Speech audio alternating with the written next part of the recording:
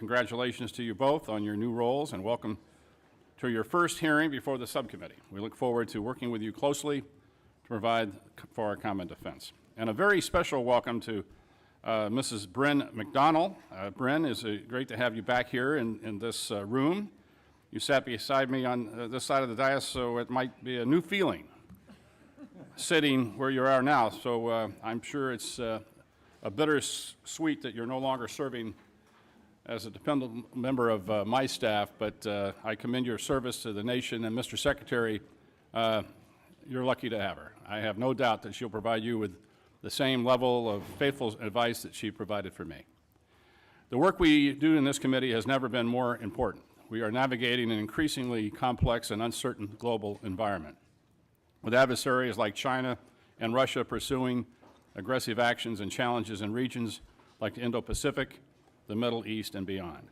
Our military must be prepared to meet those challenges, and that preparation requires substantial investments in both personnel and equipment. But we also must be responsible stewards of the taxpayer dollars. Balancing national security priorities with fiscal responsibility is a delicate but necessary task.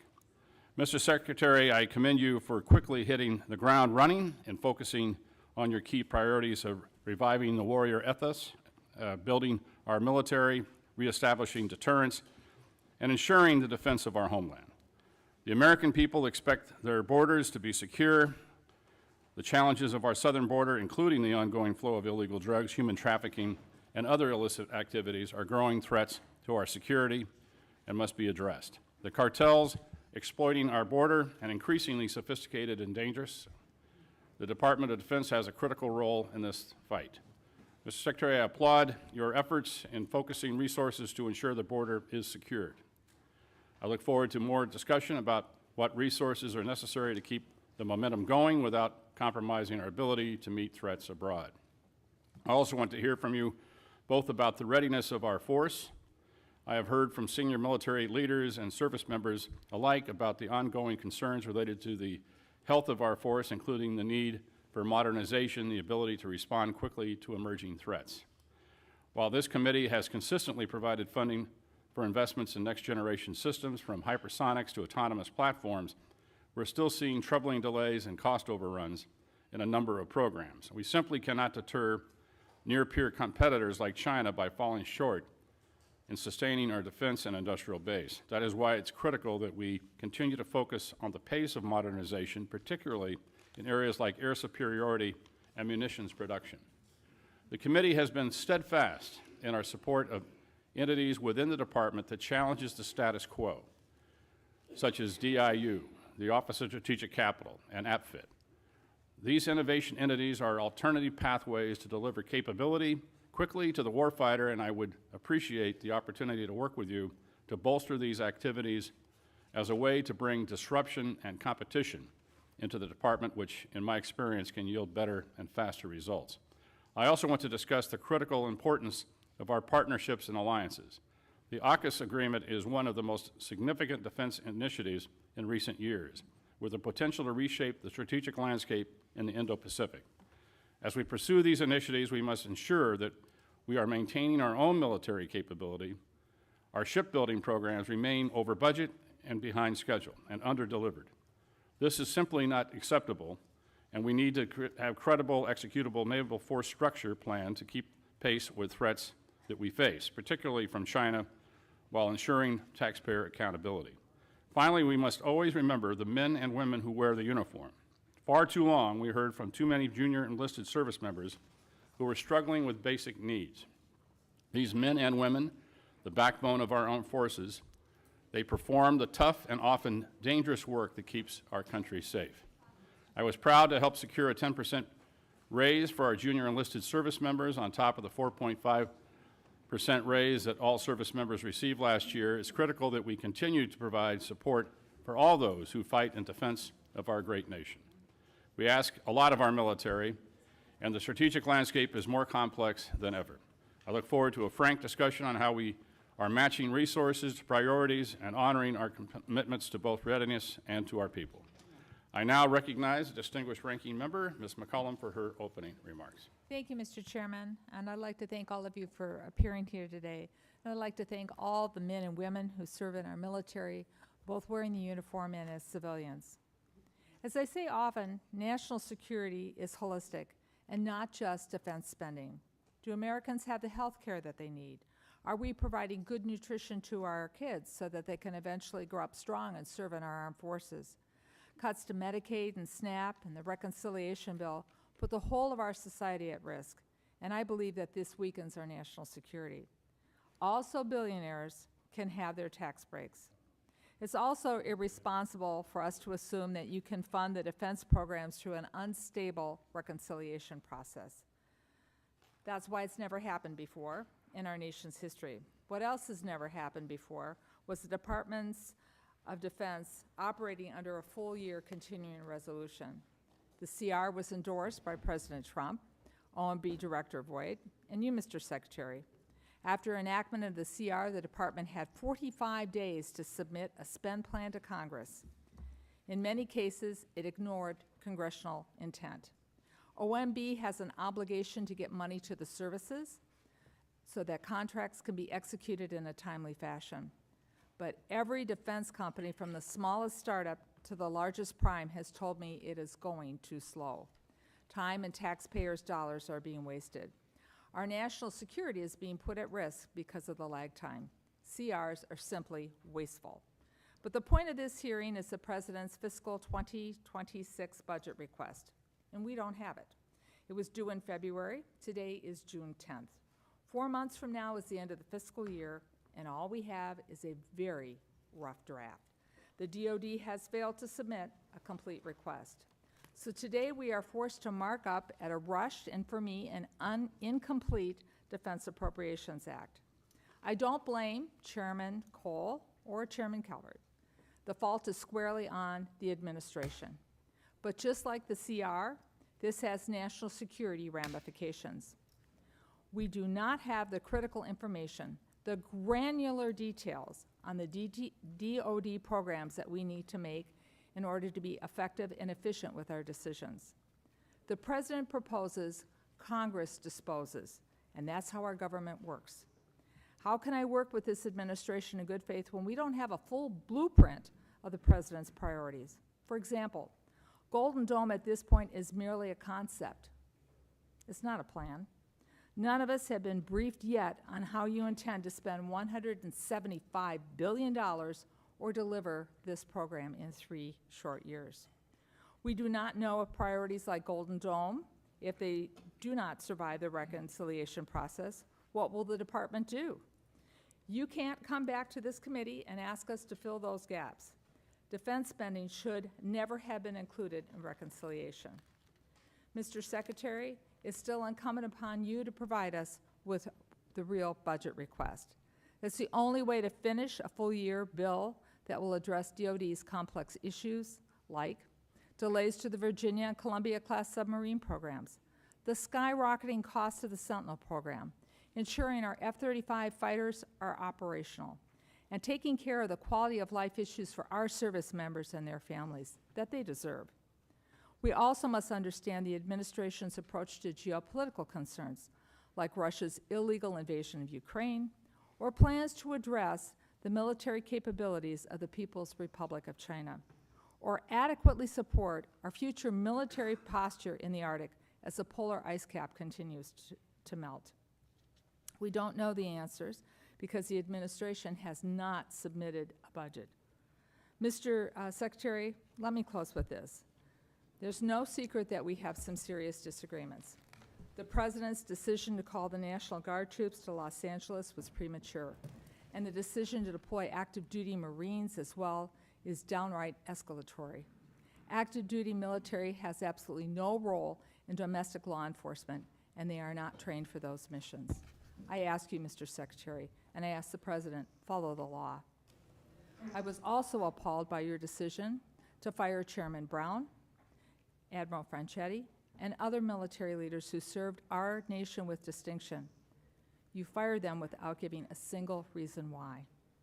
Many Americans, myself included, have witnessed what is a deliberate effort to silence and diminish the achievements of minorities and women in the military. Their dedication, their heroism, their sacrifice on behalf of our nation deserve recognition, not erasure. As a former history teacher, I know and acknowledge uncomfortable truths about our own history. It is the only way, when we recognize them, that we move forward together. Since World War II, the department has made great strides in building a military that is more reflective of the population of this nation. That should be celebrated. It should not be reversed. That's how we build a more perfect union. We build it together. But Mr. Secretary, today I have a job to do. We must provide the resources necessary to make sure our men and women in uniform can accomplish their missions and come home safely. And on that, Mr. Secretary, I'm sure you and I both agree. To do that, we need a budget from you as soon as possible, a complete budget. I look forward to your testimony. Mr. Chairman, I thank you for the courtesy, and I yield back. Thank you, and before we hear from witness, I'd like to recognize the distinguished chairman of the full committee, my good friend, Chairman Tom Cole, for any statement. Thank you very much, Chairman Calvert, Ranking Member McCullum, and always good to be here with my good friend and negotiating partner, the Ranking Member of the full committee, Ms. Delora. Welcome, Secretary Hegseth and General Caine, and we thank you for your service to our great nation. As today marks your first appearance before the subcommittee, I want to reaffirm my commitment to work with you and work to ensure that we have a strong defense. We convene at a time of significant global uncertainty. The threats facing America are diverse and evolving and demand a strong, agile, and effectively funded Department of Defense. As Chairman of the House Appropriations Committee, my primary responsibility is to ensure that taxpayer dollars are allocated wisely and effectively to safeguard our security. First, I want to address the readiness of our armed forces. We must ensure that our troops are fully equipped, trained, and prepared to meet any challenge. I'm particularly interested in the current state of our defense industrial base and the steps being taken to address any identified shortfalls in being able to meet production demands. Next, I want to address the modernization of our military capabilities. It takes us too long to acquire new weapon systems. Meanwhile, our adversaries are rapidly developing advanced technologies.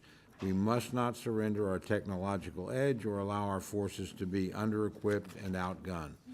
I'd like to hear about your plans for Golden Dome, hypersonics, and other programs that are evolving with the constantly changing nature of war. It's imperative that we invest in technologies that will define the future fight. At the same time, we must remain realistic about development timelines and avoid overcommitting to a single approach at the expense of adaptability. It's important that this subcommittee understands how trade-offs and risks were approached in this budget. I've been concerned about capability gaps during transitions from one platform to the next, and while space is the next frontier, I'm hearing more and more that space offers an answer to every problem. While I'm optimistic about space-based capabilities, I certainly think platforms like the E-7 offer tremendous capabilities until, and frankly beyond, when space is fully online. We need diversified capability and support for programs across domains to ensure continued military dominance. I also want to hear more about the Department's efforts to produce a budget that balances maintaining a strong defense posture with exercising fiscal responsibility. I'll be seeking assurances that the Department's maximizing efficiency and eliminating wasteful spending. And Mr. Secretary, I look forward to hearing more about what you've done with the efforts undertaken so far. I must say, I do agree with my friend, Ms. McCullum. We need more information than we've gotten from OMB. That's not your responsibility, but it's critical for us to be able to make the decisions we're going to have to make.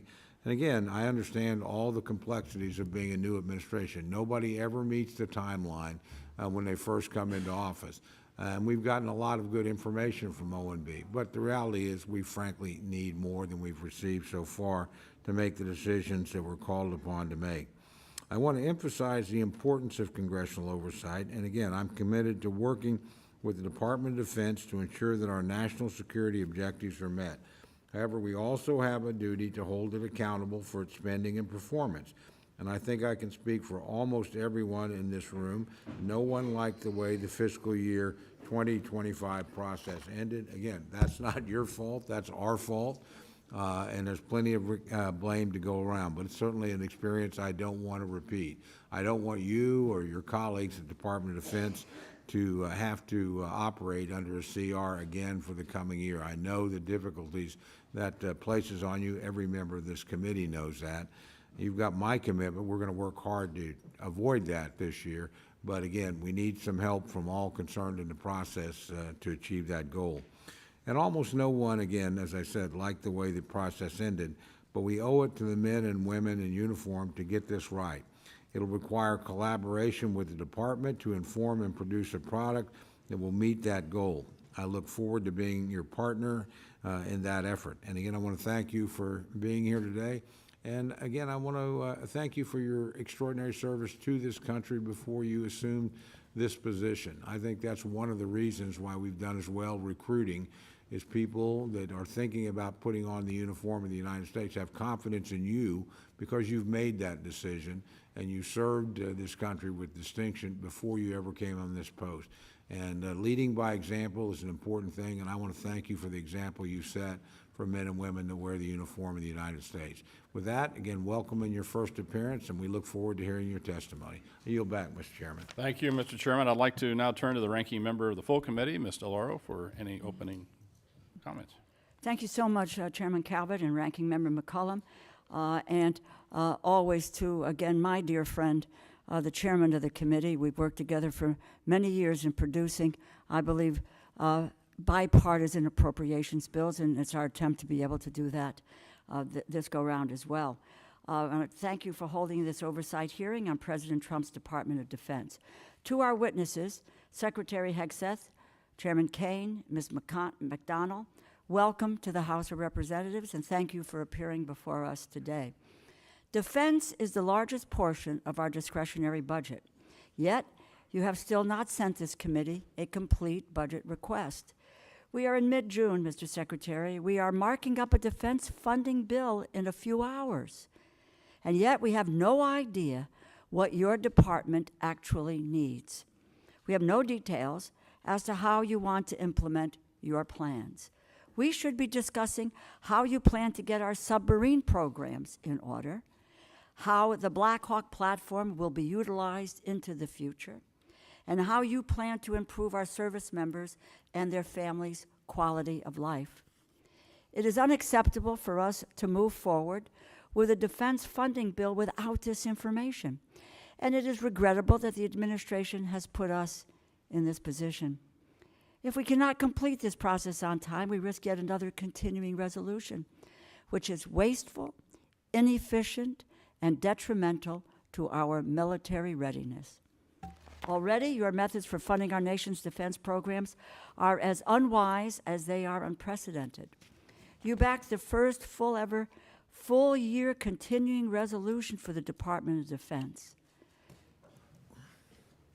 Particularly, defense has always been opposed to moving in that direction because of the uncertainty that a continuing resolution portends for defense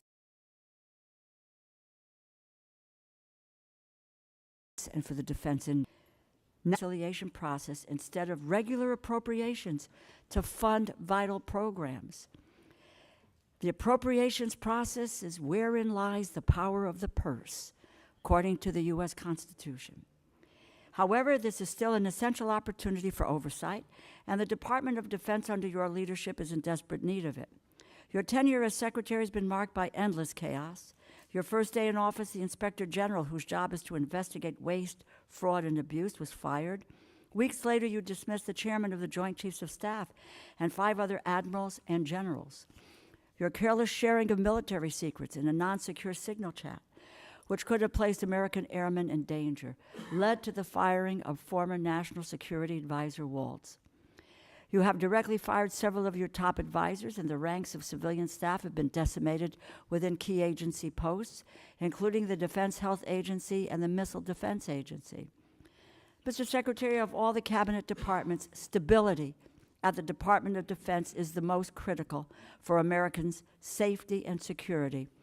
Going after waste in defense and an audit among contractors long overdue, as is a fresh look at defense after what we learned in Ukraine. But that requires thoughtfulness and cooperation, not rash and reckless purges of leadership and rank-and-file staff.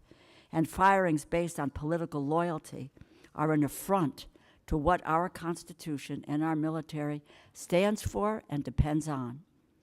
Meanwhile, this administration has done seemingly everything possible to alienate America on the world stage and turn our back on our allies, particularly Ukraine. Our belligerent trade wars and the dismantling of our humanitarian mission all have implications for our national security.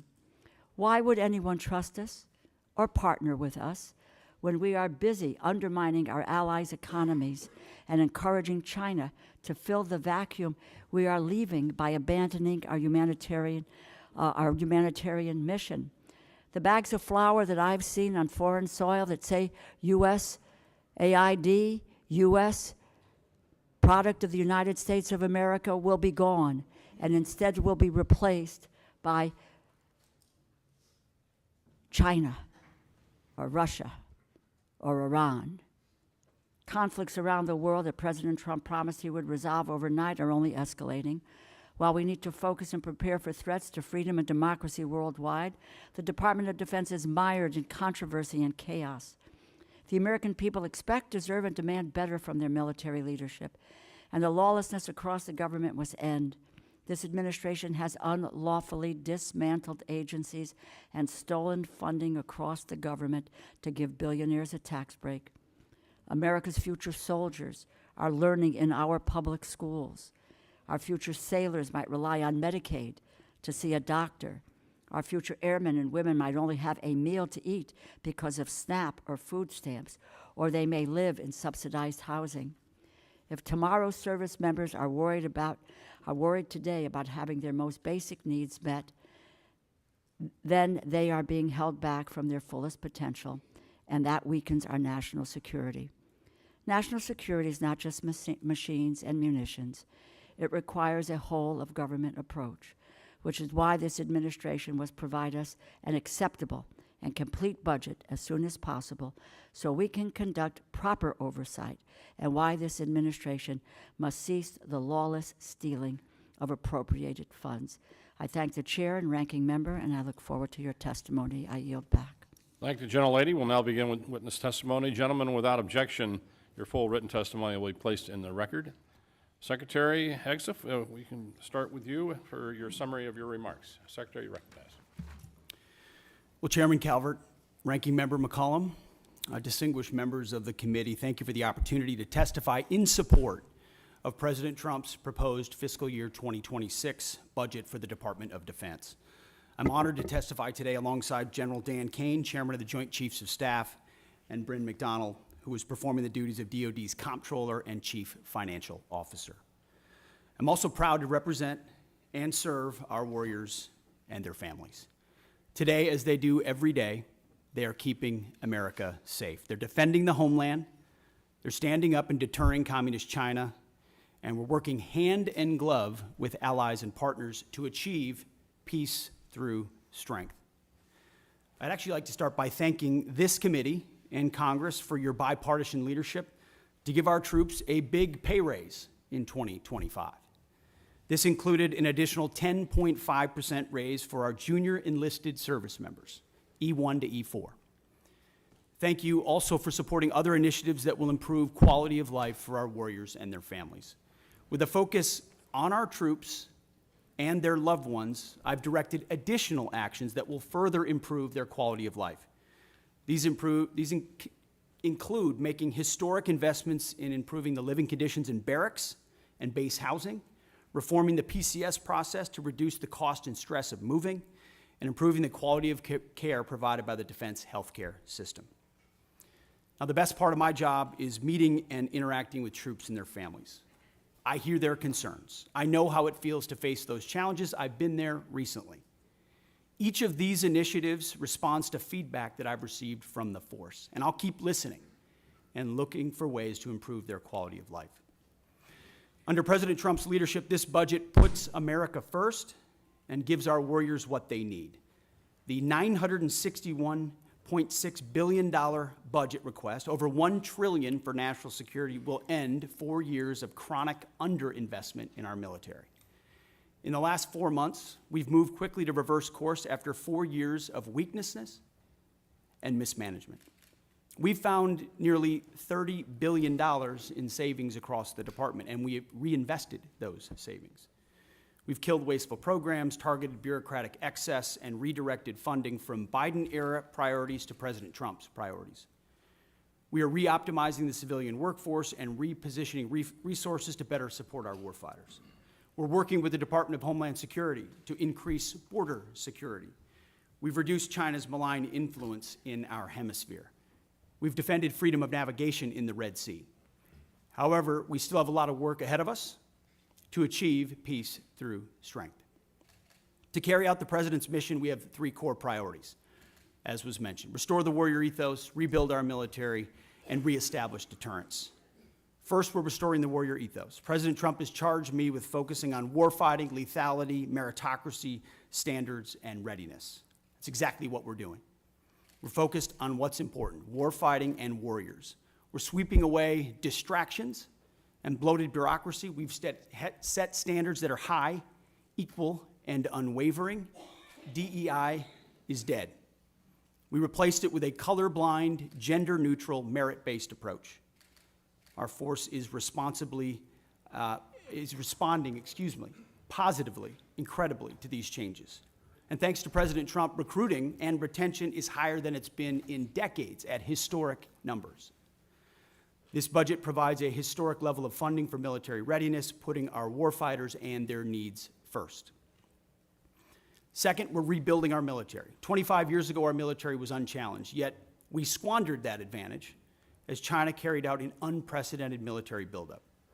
President Trump is correcting those mistakes. We're reviving the defense industrial base, reforming our acquisitions process, rapidly fielding emerging technologies to put the best weapons in the hands of our warfighters. This includes investment of $25 billion in the Golden Dome for America, a down payment on President Trump's priority to defend our homeland. It also commits more than $62 billion to modernize and sustain our nuclear forces.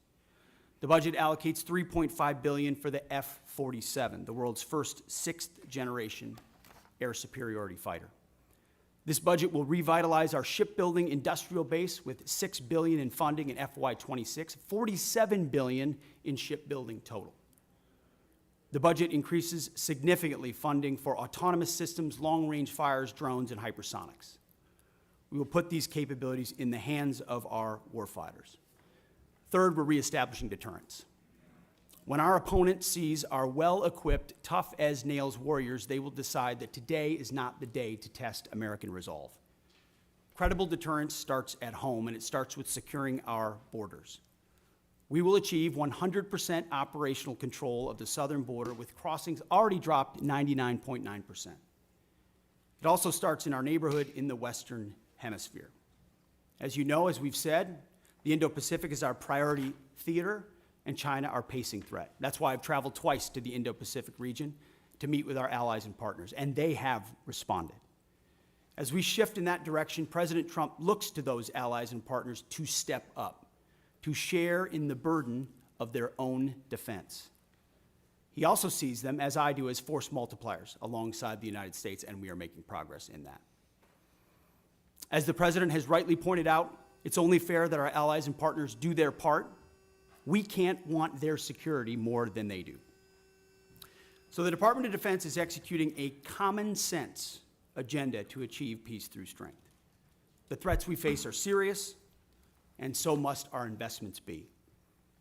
So what this budget does, it matches capabilities to threats. We must overcome decades of neglect and decline. We must fortify our position as the world's most lethal fighting force, and we must act fast.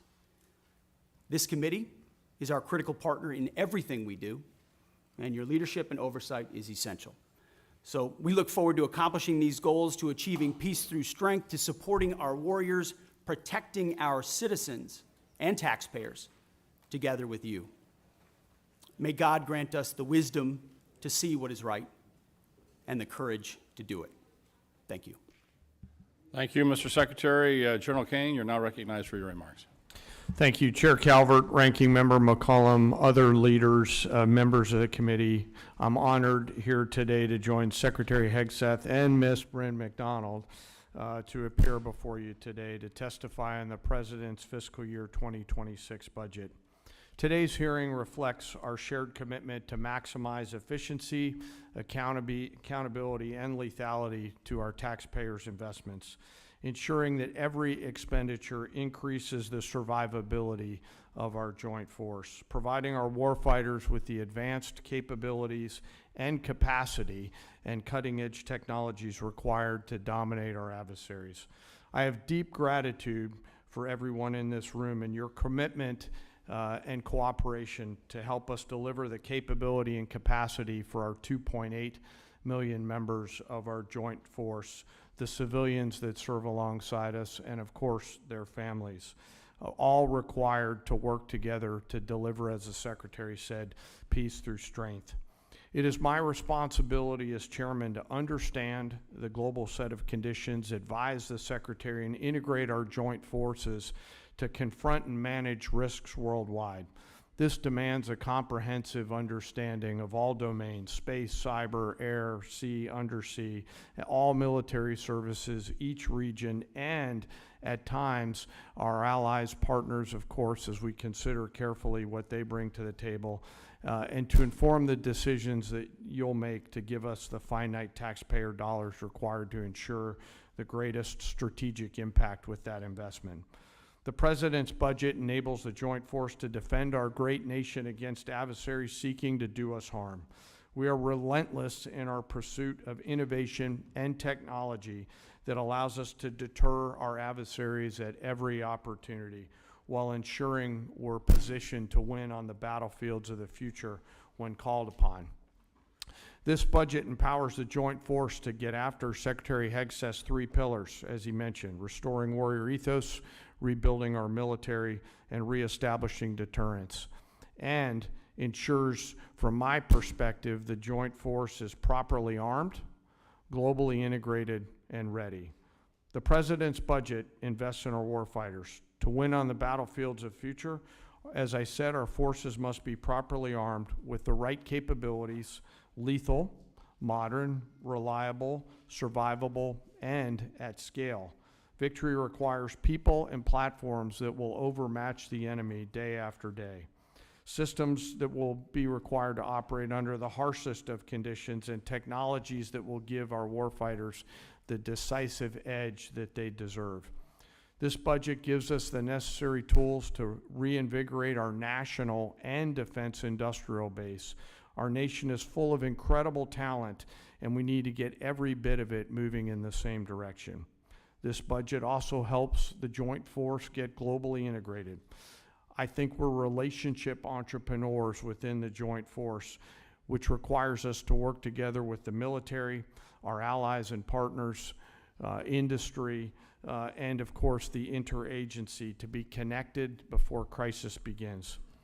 Finally, the President's budget reflects our mandate to stay ready, always on the account, anticipating the next fight, not fighting the last fight, and delivering for our force and their families. Our force and our families are the last and most important part of this budget.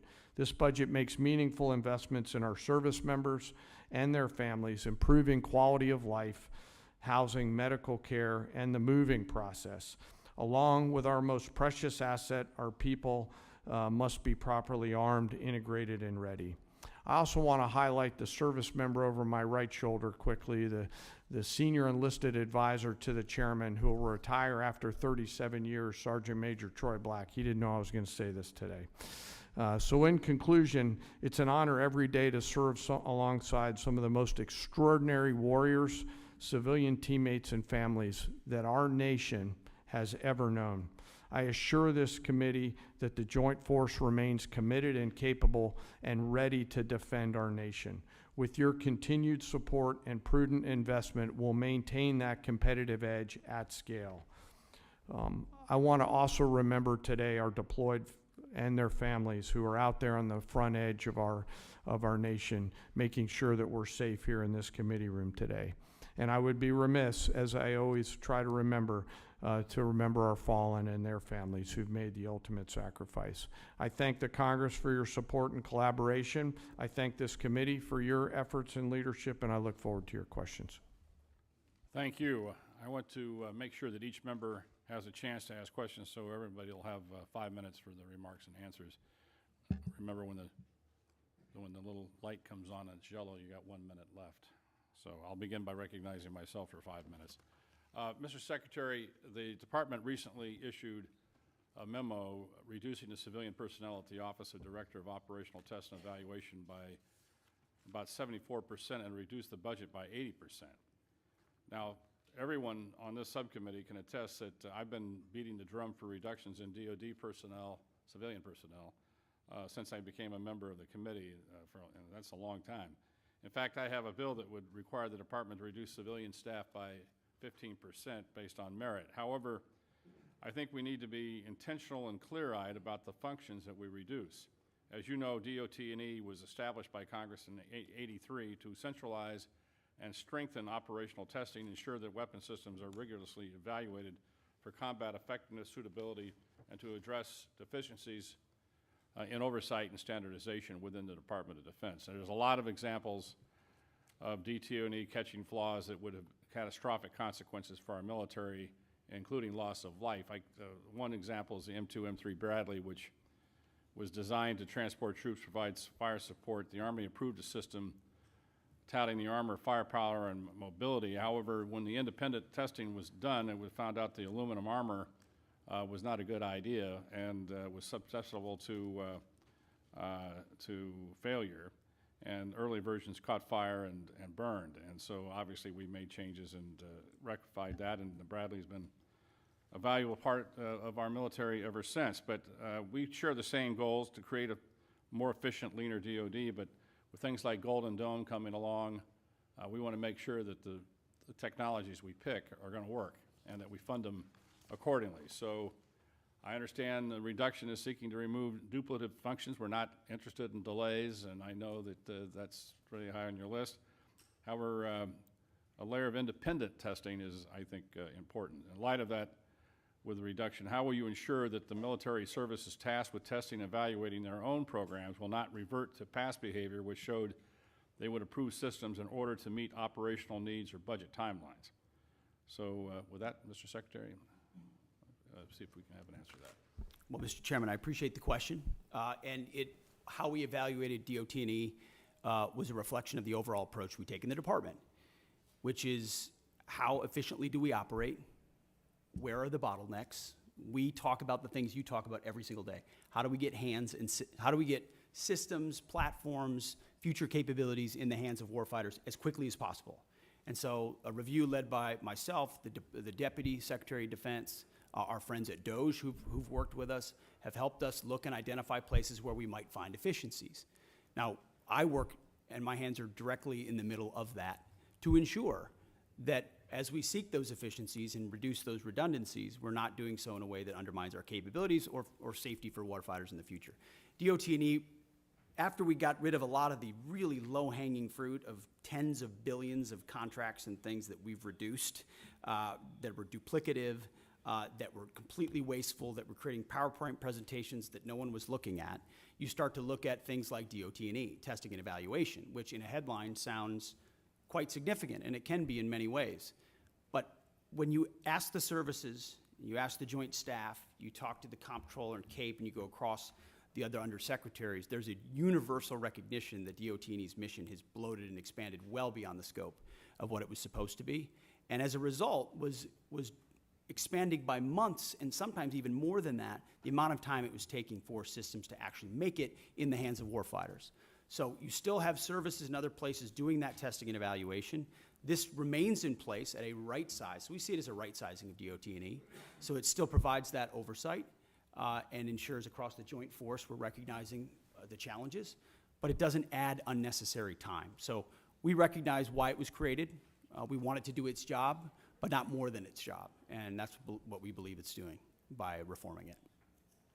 Well, thank you for that answer. Obviously, as we expect new systems, new technologies to come online quickly, we want to make sure this committee that we're funding it properly and to make sure that you can handle the volume in which that you're anticipating, especially with a new technology like Golden Dome, which, you know, we still, as the ranking member pointed out, we still haven't seen a clear definition of what it is and what it's a strategic theater system, lower 48, Hawaii, Alaska, the rest of it, and how these layered systems are going to be put out there to defend the country and to make sure that we're not spending a lot of money unnecessarily. So testing and evaluation is going to be an important part of that. With that, I recognize Ms. McCullum. Thank you, Mr. Chair. Mr. Secretary, I plan to ask you some budget questions about the following: the cost of the Qatar plane, where the money from the Army's parade is coming from, or the National Guard deployments to the border, where that funding is coming from. I honor and celebrate the United States Army, but I'd like to know how much this parade is going to cost. I have sent the department letters on several occasions on this, and I'm still waiting for a response. But then something else happened this weekend, and it needs to be addressed. And that is the President's premature and escalatory decision to deploy not only the National Guard troops to Los Angeles, but active duty Marines as well. Mr. Secretary, we're both from Minnesota. I was in the Twin Cities during the riots that followed the murder of George Floyd. Tens of thousands of protesters took to the streets for days. Governor Walz made the decision to call up the Minnesota National Guard. At no point did we need the citizens of Minnesota request that the Marines be deployed. Our state and local law enforcement, along with our National Guard, who have worked on crowd control, they were more than enough. They were more than capable of handling this situation. History has proven that law enforcement and the National Guard are more than capable of handling situations more volatile than what happened this weekend. We all see the continuous loops on TV, but this looks nothing like the George Floyd protests or the Rodney King riots in Los Angeles in 1992. Mr. Secretary, this is a deeply unfair position to put our Marines in. Their service should be honored. It should not be exploited. The President has issued an executive order and talked about deploying troops across the country. Los Angeles County has 17,000 law enforcement personnel, and the state of California has 24,000 National Guard troops. So that's why the Los Angeles Chief Police to say, and I quote, "The possible arrival of federal military forces in Los Angeles is absent a clear coordination, presents a significant logistical operational challenge for those of us who are charged with safeguarding the city," the end of his quote. As I mentioned before, in Minnesota, we train for those things together. So there's no need for the Marines to be deployed. So here are my budget questions, though. What is the current cost for what is taking place in California, and how is it going to affect this budget, or the budget we're currently serving under? How much are these deployments going to cost for both the Marines and the National Guard? And what training or duties are not taking place because of these deployments? Where in your limited budget, sir, are you going to find, in the remainder of this fiscal year, are you going to pull the money to cover these deployments? What holes are being created? Well, Congresswoman, thank you for the question.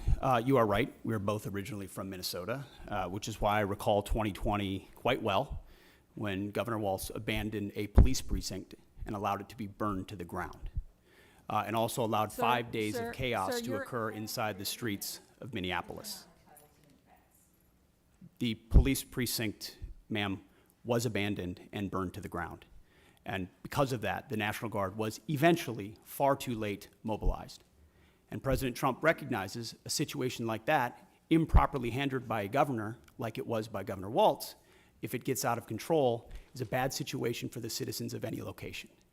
So in Los Angeles, we believe that ICE, which is a federal law enforcement agency, has the right to safely conduct operations in any state and any jurisdiction in the country, especially after 21 million illegals have crossed our border under the previous administration. ICE ought to be able to do its job, whether it's Minneapolis or Chairman, Los I have Angeles. limited time. I asked a budget And they are question. being- Could the secretary please address the budget? Thank you.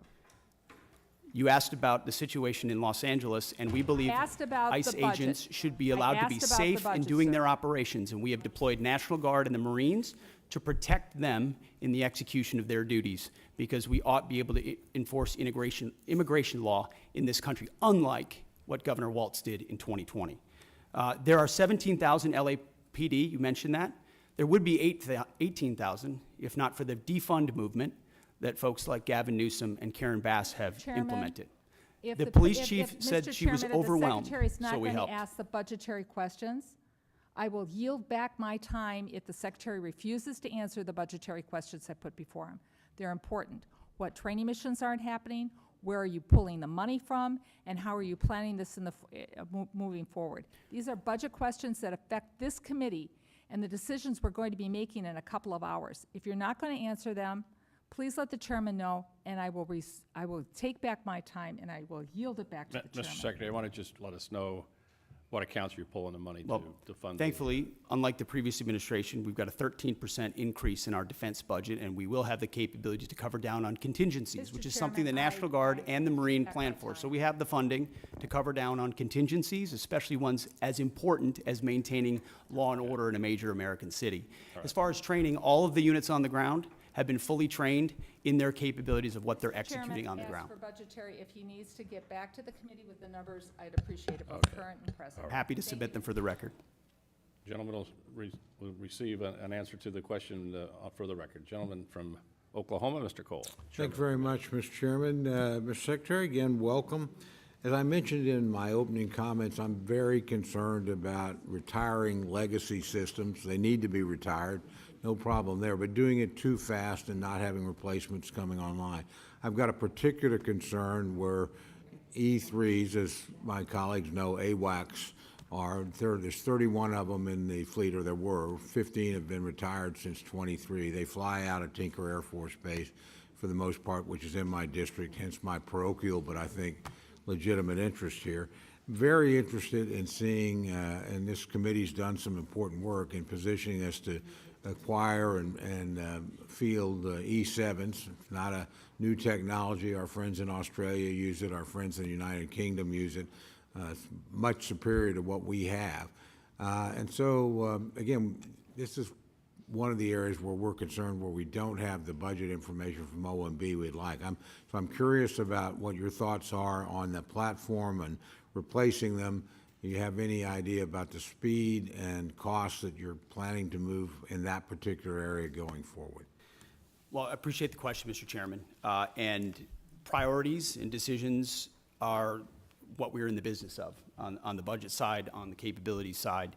And I think President Trump has charged us with making the big, difficult decisions after a lot of deferred maintenance and deferred decisions to ignore parochial priorities in large part and focus on what the department needs and where it needs it and when it needs it. And that means some tough calls. And there are platforms we've supported as a result, and there's some platforms and systems that we won't support going forward because the services have requested it, or we've identified those are systems and platforms that don't orient toward a future threat. I mean, we've learned a lot from what's happened in Ukraine. We've learned a lot from what China is attempting to do and the systems they're building. So if we have systems and platforms that are not survivable in the modern battlefield, or they don't give us an advantage in a future fight, we have to make the tough decisions right now. That's my job, that's the chairman's job, and it's our job to fund those new systems and make tough calls. So the E7 is an example of that. We're going to fund existing platforms that are there more robustly and make sure they're modernized. But we believe most of the ISR, or a great deal of the ISR in the future, will be space-based. And not in a scientific space-based, we hope we'll get there, but we're funding capabilities that will surpass some of those airborne capabilities. So we're willing to continue to review things like the E7, but from our view, investments in existing systems that carry forward that capability alongside even bigger investments in space-based ISR gives us the kind of advantages we need on a future battlefield. I think I think that's a fair point. I point out, I've been on this committee a long time. I watched the U.S. Army waste $29 billion on the Future Combat System because it was going to be so great. And it didn't, and we wasted a ton of money. We got a platform here that works. Space is great. It's unknown, it's undeveloped, and I would just urge you to look at this pretty carefully as you make the decision. We certainly will as a committee. I don't know how much time I've got left because the clock's not running. You're the chairman, so. Well, that's, well, I will try and be respectful to the committee and certainly respectful to our witnesses. I have one other quick question, if I may, and I think probably a lot of members have had these concerns. Look, I'm largely very much in favor of the hiring freezes and some of the things you've done personnel-wise, so this is not a criticism, but I do hear that we have certain exempt positions, like aircraft mechanics, like firefighters. We're having a problem with that. Again, Fort Sill, I got the home and the field artillery and air defense artillery as well. It's a pretty military district. Nobody's being critical, but we're having a hard time getting, these are exempt categories, those filled. Can you sort of tell me where we're at on that? Because these are mission critical people. It's a great question, sir. It's something we're paying very close attention to. In fact, we meet on it multiple times a week. It includes shipbuilding capabilities, childcare centers. There are a lot of positions that affect our industrial base, our capabilities, or our families that we are working diligently to ensure we're getting those exceptions as quickly as possible, those waivers. But we're also trying to do right by right-sizing the civilian force, which has gotten too bloated too fast and has mostly been right-sized through voluntary separations through DRP. So I acknowledge that. And we can get you a full list of the exemptions as well to make sure you understand where we're making trade-offs. I'd appreciate that very much, Mr. Secretary. Thank you. Thank you, Mr. Chairman. Yield back. Thanks for your courtesy. Thanks. Gentlemen, Mr. Lauro. Thank you very much, Mr. Chairman. I'd like to focus, Mr. Secretary, my question on submarines and our national security, our military shipbuilding, and as I said specifically, submarines, critical investment for national security and for the economy of my home state of Connecticut. This is a yes or no question, Mr. Secretary. Do you agree that continued investment in the Department of Defense in submarine production is in fact critical to the United States national security and military readiness? Very critical. Okay, so yes, thank you, and we agree. They'll continue to be a critical asset to deter adversaries, sustain the advantage we have in undersea domain, and the Defense Department should continue to support these programs. What is the status of the department's investments in submarine programs? 14% increase in FY26 on the Columbia, and a substantial increase in the Virginia as well. So we're ensuring a submarine industrial base that has been left behind, that has been neglected, is fully invested to we make have sure funded we're the speeding submarine up on base funding here. the submarines. More than half, and you can go back to last December, but I want to move on. Do you know where our submarine production currently stands, and whether current production is sufficient to bridge the gap between current fleet size and projected need? There is a gap, but we believe we are closing it, ma'am. Yes. And if you can get to us the information about how, in fact, that you can close that gap, because we do not have any information or data that can substantiate what you're saying. Your department's initial budget proposal includes incremental funding for the Columbia-class submarine. Is that going to raise alarm bells across the defense industrial base by signaling a lack of commitment to the program? No, we could not, ma'am, we could not be more committed to Columbia. The centrality in the triad, ensuring it delivers on time, it's central to the deterrent and the base of the United States. So Do we you are know very how much committed of to a that. financial hole this will create for the defense industrial base? Will there be a financial hole for the defense industrial base in 2026?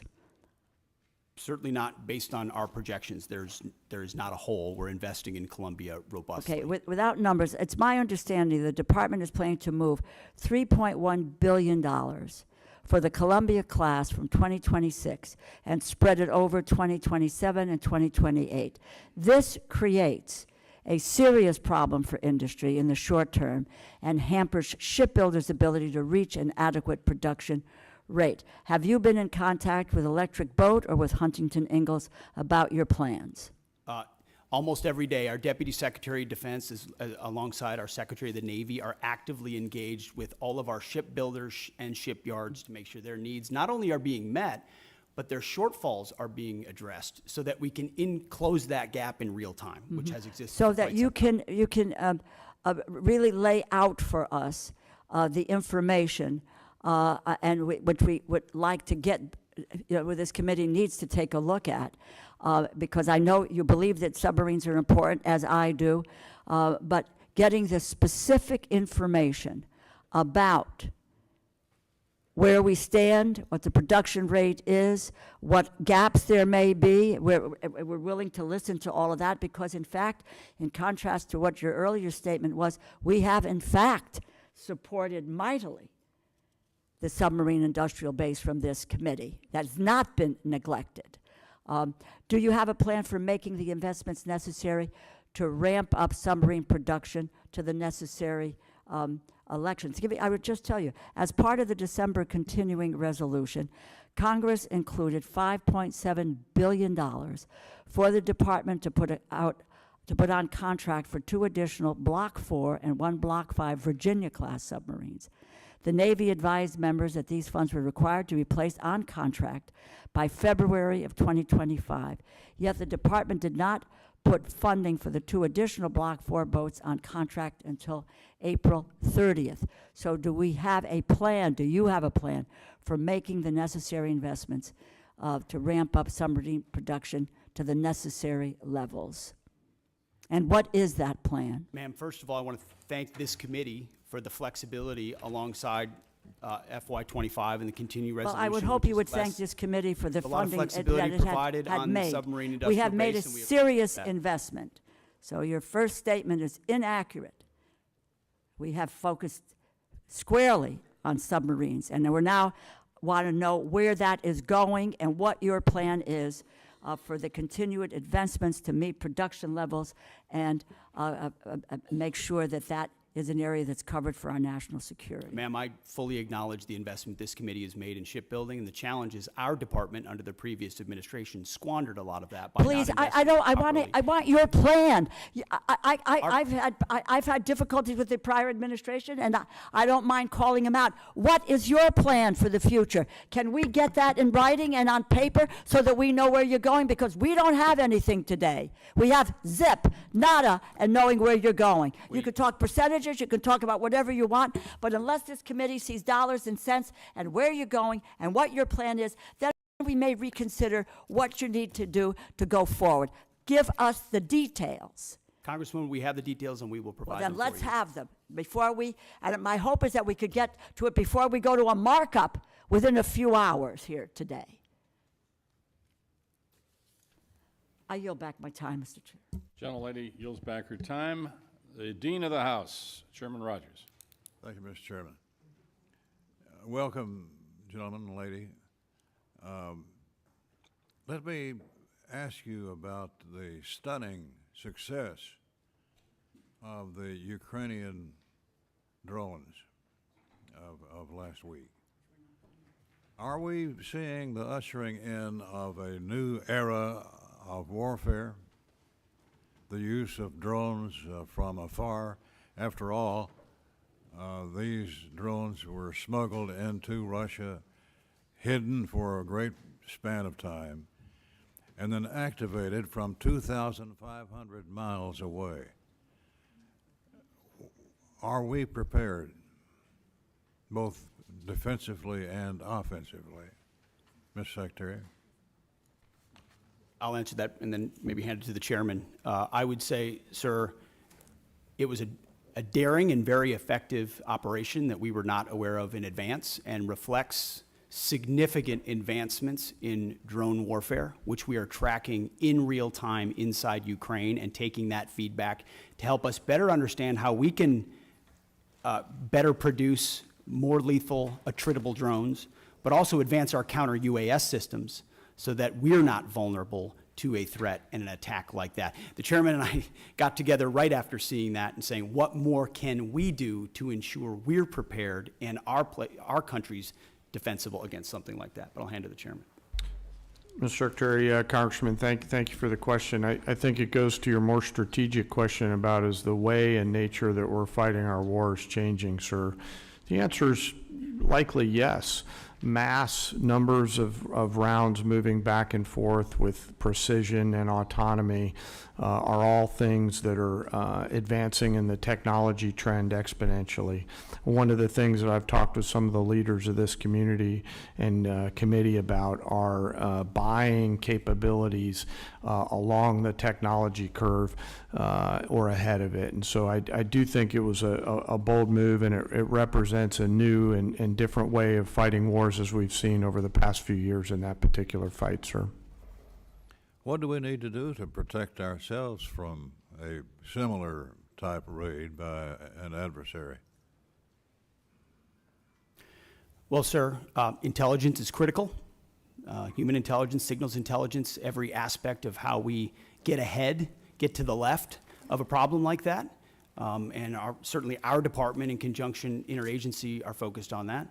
But then it's rapidly fielding the commercially available technologies in some cases, but others proprietary, whether they're EW, whether they're microwave, whether they're kinetic, to defeat drones either individually or in swarms in multiple locations against, protecting our people, protecting our installations, protecting our critical infrastructure, protecting our bombers.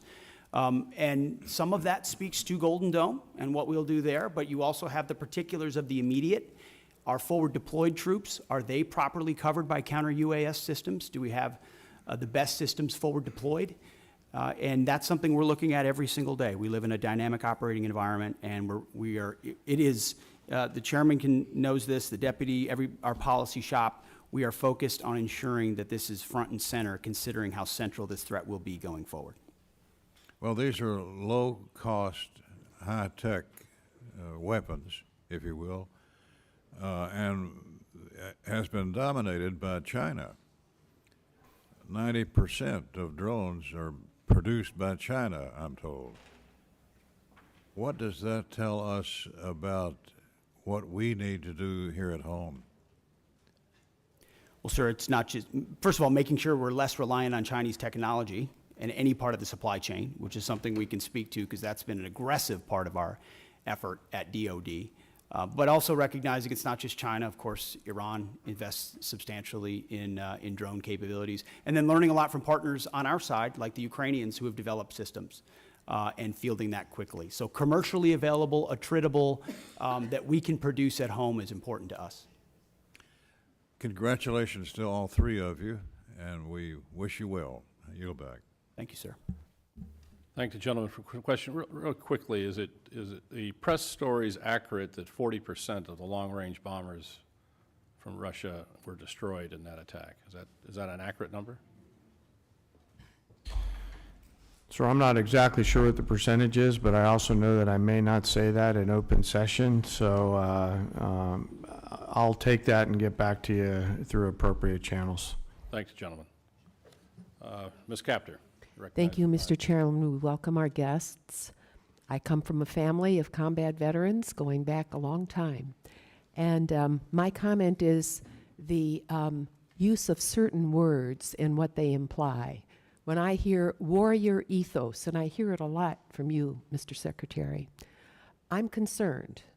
All the soldiers in our family, all of whom fought and received medals for their combat service, call themselves soldiers. Marines are trained to kill. In terms of domestic policing, our police and our National Guard at the state level, carefully used, but also our state police are used in civil enforcement, and they are good. I don't need any reply. I just am concerned about what those words you often utter actually do in people's minds and change the language we have used since the founding of this republic. So that is a concern of mine. I wanted to go to the general and chairman, if I could. We've heard a lot this morning about defense industrial base. And this is something I ran for office on a long time ago. We have not made significant progress as a country in this regard. And the places that made things, whether they were machine tools, whether it was composite materials, were left behind. It's one of the reasons for the division in our society. So I am very interested in knowing what specifically and in which accounts, and I hope you can get this back to us within a week and a half, you are going to focus on in order to inject additional resources in the defense industrial base of this country. What will that look like? We are just successful now in helping steel to revive and some of our composite metals. 40 years ago, I wrote a title to the defense bill dealing with strategic metals. Nobody at Department of Defense cared, okay? So I'm interested in which accounts, if you could kindly get back to me on that, and when you say defense industrial base, budget-wise, in which accounts, what does that mean? All right, I don't expect you to answer it now. Can you tell me when you might get that information back to us? Well, ma'am, As we you just said appropriate. a week and a half, so I know the awesome humans behind me are scribbling madly to come back to that. Can I just make a quick comment? You know, I happen to be a lucky guy that served in the private sector for a while, and I ran a machine shop in Texas along with a metal finishing business. So when we talk about defense industrial base, I broaden that out to really the national industrial base. There are certain components that are made in the defense side, but as you articulate, ma'am, many others are made in the small machine shops out around this entire nation. When I talk about mobilizing our nation, I think of that national, not just defense industrial base. What do we have to do to create greater capacity all the way down the chain to include jobs at the local level for those people that build quality parts and deliver on time with shorter lead time and lower cost? And so I have great empathy for what you're talking about, and we'll get back to you just as soon as we can. Yes, and General and Secretary, going back to the drone attack in Ukraine, a country that was invaded by the Russian dictatorship, starting in 2014. They've been at war for a decade, more than a decade. What they've done with drones is astounding. It's going to change warfare. One of my questions is, what are you doing to establish relations with Ukraine and not turn your back on them as an administration and help them win, help liberty win? This has implications way beyond the boundaries of Ukraine. Russia's got 11 time zones. I mean, this is the most important test of liberty for our NATO alliance in my lifetime, and we better help win. And that involves moving forward faster on drone technology. I'm very worried about our air bases where we have secure assets. Mr. Secretary, can we defend them today if they were to have a similar attack? We're certainly very focused on that, ma'am. And we're learning every day from Ukraine. I think we would need to clarify what win means. This president is committed to peace.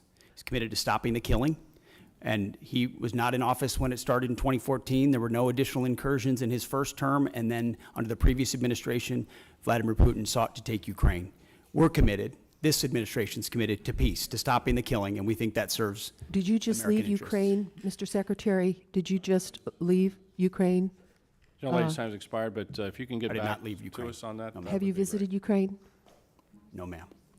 My first trip No. there, sir, was 1973. Gentlelady's I yield time back. has expired. Mr. Carter, you're recognized for 5 minutes.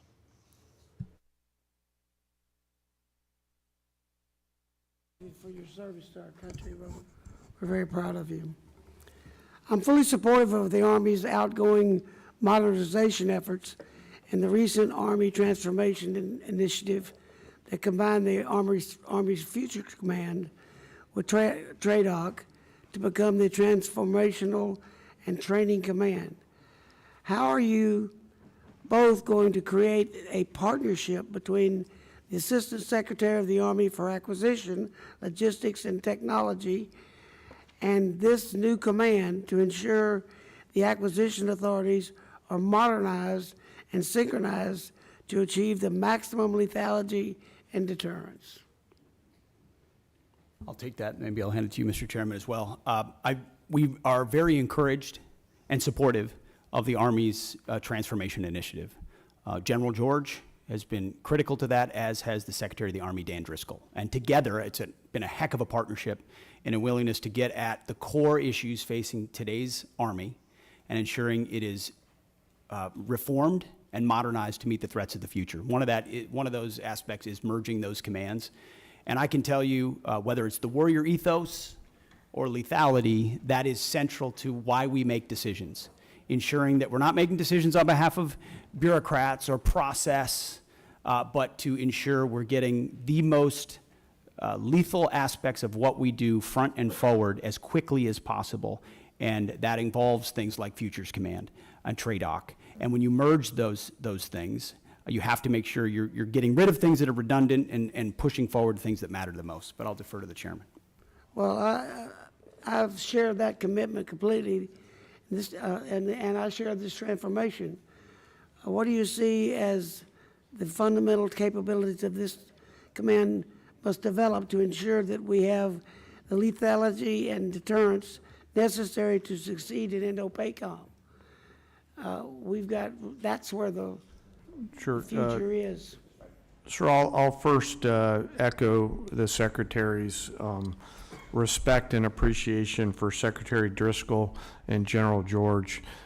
They are a team, and that's always great to see from a warfighter's perspective when you have such a nested combat pair, if you will, that are driving at the same set of objectives. I think there's clarity, Congressman, in the minds of both the Secretary and the Chief on the need for things like long-range fires in the Pacific. And in order to pay for those, they're making those difficult decisions down the Army Transformation Initiative in order to pay for them. Well, when we started talking about the Futures Command, one of the things that I was hoping we would do is we would not get a project stacked up on somebody's desk and stacked that high, and when he got down to checking on that, oh, that goes to you, and it goes on top of another, on the bottom of another stack that high. And so we get delayed and delayed and delayed and delayed in certain areas of bureaucracy. I think that is dangerous for our country as we look forward in Indo-PACOM. Yes, and that's sir. why I asked the question. Another issue that's very important, the department has historically relied on outdated production techniques of energetic manufacturing, which may have remained unchanged since the Second World War. How is the department ensuring that investment in next-generation energetics manufacturing, such as AI, machine learning capabilities, and enabling and assurance of quality assurance, robotic-driven load, assembly, and pack, and automated formation processes, a prioritized and transitioned out research and development that is capable of producing these pathways. In other words, a modern way to load and turn out ammunition in the simplest terms. We're robustly funding things like DIU, like SCO, like the Office of Strategic Capital, to ensure that commercially available options, other companies are able to compete that traditionally are not involved in procurement at the Defense Department, so that the valley of death is eliminated, and you're able to bring in actual competition and dynamic solutions. Otherwise, ammunition's a great example. It's very antiquated in many cases. We're still making rounds the way we made them after World War II. You have to project out what you want to make, send that signal to industry, and then allow innovators to enter that space so they can bring new technology and rapidly field those new technologies. Otherwise, you're stuck doing it the same way you've always done it. Sir, I was going to add something, but I'll hold off if you're going to roll. You can get a written response to the Yes, sir. gentleman from Texas on that. That's a concern to all of ours, is to modernize our manufacturing capability for we can get back manufacturing to the United States. Well, Mr. Cuellar, you're recognized. Thank you, Mr. Chairman. Mr. Secretary, and all three of you all, welcome and thank you for your service. I represent an area from San Antonio all the way to Laredo, the border. In San Antonio, we got Joint Base San Antonio, the largest joint base in the Department of Defense that contributes over $151 billion to the Texas economy. We support 266 mission partners. San Antonio also has the second largest cyber footprint in the nation, hosting the 16th Air Force cyber. And then, of course, the military facilities that are the best in the country also.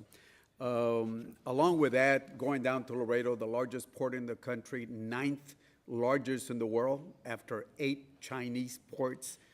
Number 9 in the world is Laredo.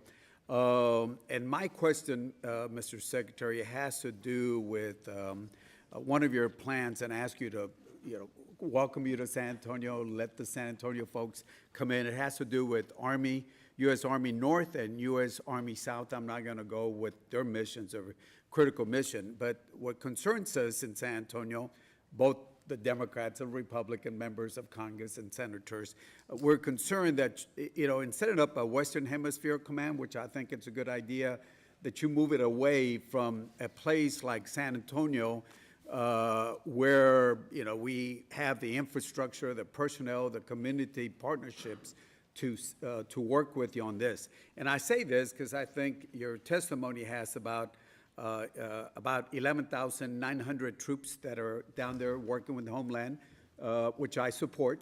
And keeping in mind what's happening with the cartels in Mexico and other places, I would ask you to, when you look at this Western Hemisphere Command, that you don't move it 1,500 miles away from the border, especially in a place like San Antonio. I think we got a few Texans here that can talk about the rest of the state of Texas, and some wannabe Texans also that can talk about what the facilities we have. But I would ask you to, as you consider this, to keep the command, Western Hemisphere Command in San Antonio.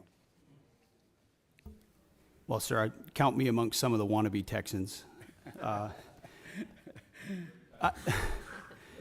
Tennessee's close enough. Hey, we got no state income tax. Keep that. It's true. I appreciate that concern. It is something that has come up multiple times in conversations with Secretary Driscoll and General George in reviewing their Army modernization plan and consolidation, with the recognition that some of those changes, when we go through a posture review and as we're looking at commands, are going to include some tough choices. Some of that includes ranks and positioning, but you still are going to have, at some level, a south and north bifurcation. The question is where that is headquartered, and we are in an ongoing review on that, of exactly where that will shake out. But I would encourage continue deliberation with Secretary Driscoll. They have been thoughtful about it and will continue to be.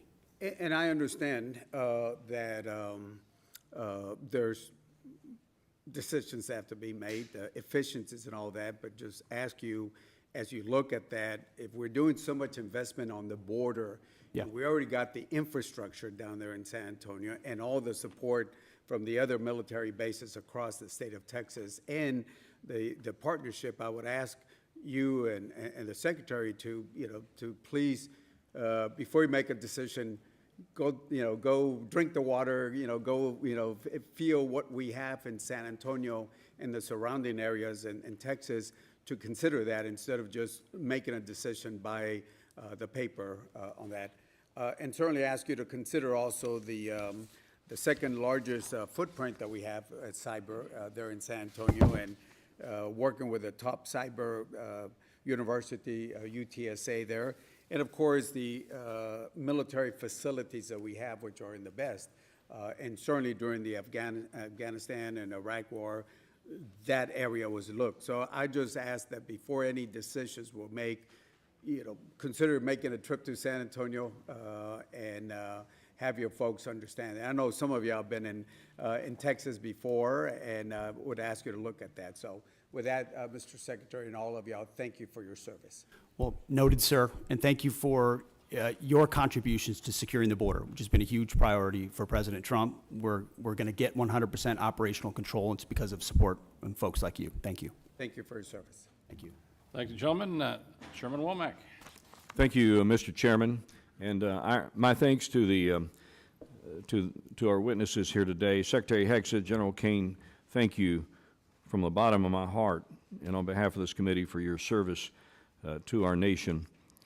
Obviously, we face a number of challenges and pacing threats across the globe in all domains, and we have to ensure that the joint force is ready to fight and win our nation's wars.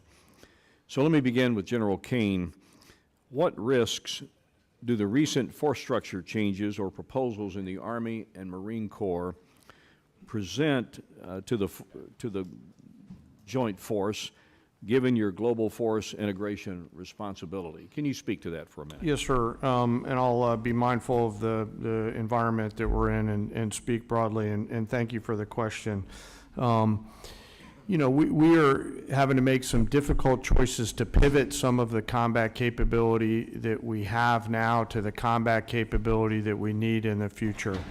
Both services, alongside the Department of the Navy and the Department of the Army, are making those changes in order to provide us with the combat capability and capacity that we need at scale to create the dilemmas that we have to deliver for the joint force and our adversaries. So at this point, you know, we're doing the right pivots, Congressman, to make sure that we have the right depth that we need. Secretary Hegseth, both of you understand the unique value proposition that the National Guard provides the joint force, having served. And gosh, for a long time, it was just me and Hal Rogers up here as the Guard guys. So it's good to have some company. As we're looking to be efficient with federal dollars, I always kind of believe that the Guard and the reserve component structure in general brought what I called value to the force. That I realize it's probably not at the same level of proficiency that the active duty counterparts might have, but they bring value to the force. And when we need to surge responsibly and quickly, then the Guard and Reserve are certainly at the ready to do that. My question is pretty simple.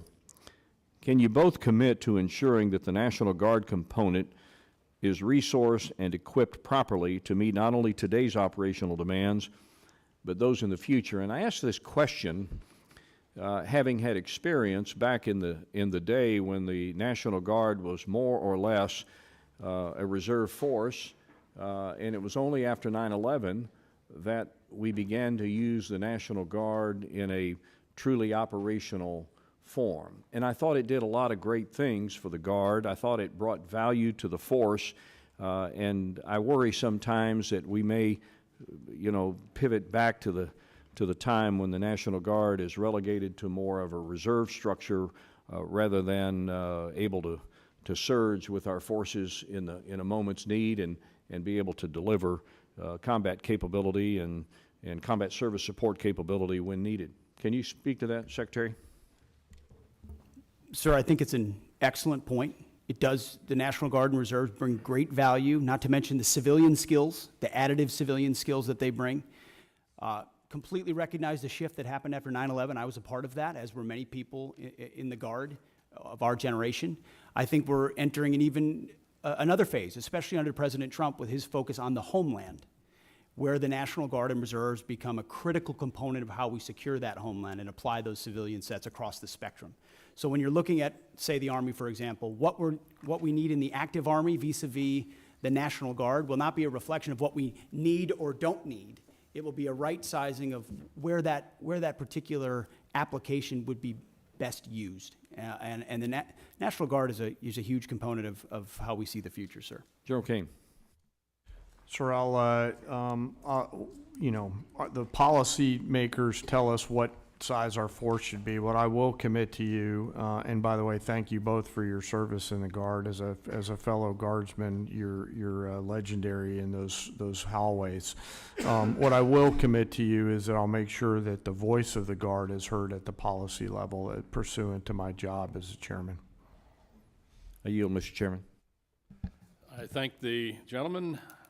Mr. Case. Thank you, Chair. Mr. Secretary, At the Shangri-La Dialogue, in your speech of May 31st, you stated, and I quote, "Here in the Indo-Pacific, our futures are bound together. The prosperity and security of the Indo-Pacific are linked to those of your people." You went on to talk about the benefits from the, quote, "peace and stability that comes with a lasting and strong American presence here in the Indo-Pacific," end quote. Do you believe that the only way to achieve our contributions to peace and security and stability in the Indo-Pacific is through military strength alone?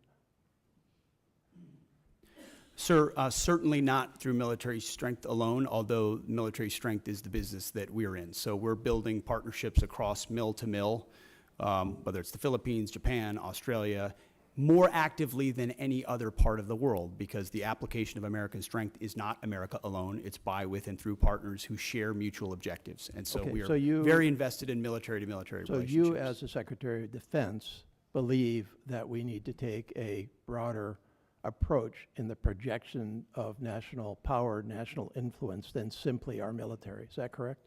Well, sir, that's not my job. My job is the military application. So Yes, but- others will determine the broader spectrum of that, but it's always useful to have other applications of Okay. power as well. But how others actually do that does impact your job in running our military, right? I mean, your military operations, your military presence, your mill-to-mill relationships that I agree are important, are all going to be impacted by our non-military projection of power, influence, and assistance throughout the Indo-Pacific. Is that correct? I would just say that from my 2 recent visits to that region, meeting with many of those ministers of defense multiple times, their focus is what capabilities can we share together, interoperability and capabilities that establish deterrence, because the most important message America can still send, and they can still send, is hard power capabilities. What can we project? Where can we project it? As the chairman said, what dilemmas can we create? That's the business that we're in. And so we work with those partners that share common goals. And our militaries are working better together than they ever have. And I think and I that helps appreciate your support focus security. on the military side. That's obviously directly your job, but I'm asking you to think and comment more broadly on our big picture approach to the world. This administration, for example, has proposed to reduce the State Department by $8.3 billion, the Economic Support Fund, the Development Assistance and Democracy Fund, and the Assistance for Eurasia. This administration has illegally sought to destroy the U.S. Agency for International Development, and in its budget request, reduce it significantly down to close to zero.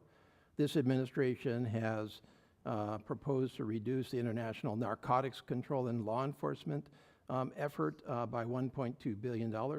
This administration has proposed to eliminate the Millennium Challenge Corporation, or not eliminate it, but reduce it by $1 billion, a significant reduction. One of our principal agencies that assists us with meeting the needs of the Indo-Pacific in the infrastructure area, and what I think you would agree are key strategic countries such as Indonesia, such as Kiribati, such as the Philippines, such as the Solomon Islands. This administration has proposed to reduce international organization contributions by 83%. This administration is not following through on commitments that we made to the freely associated states, all of which are strategically critical to this country, to expand veteran services in those 3 countries, Palau, the Federated States of Micronesia, and the Marshall Islands. This administration appears to be slow walking the resurgence and expansion of the Peace Corps throughout the Indo-Pacific. Do you think that that will affect your job in the military space with your relationships with those countries?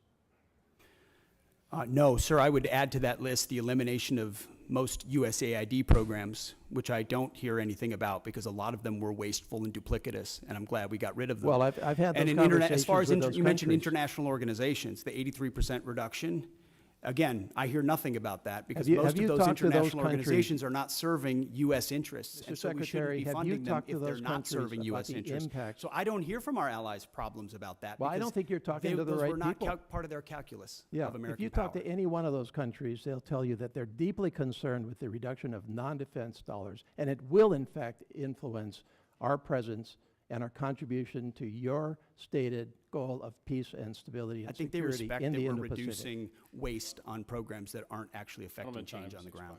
expired. Mr. Diaz-Ballard. Thank you, and to three of you, thank you. Thanks for being here, and thanks for your service. Mr. Secretary, I have two questions. First one is, and you mentioned recruitment at the beginning.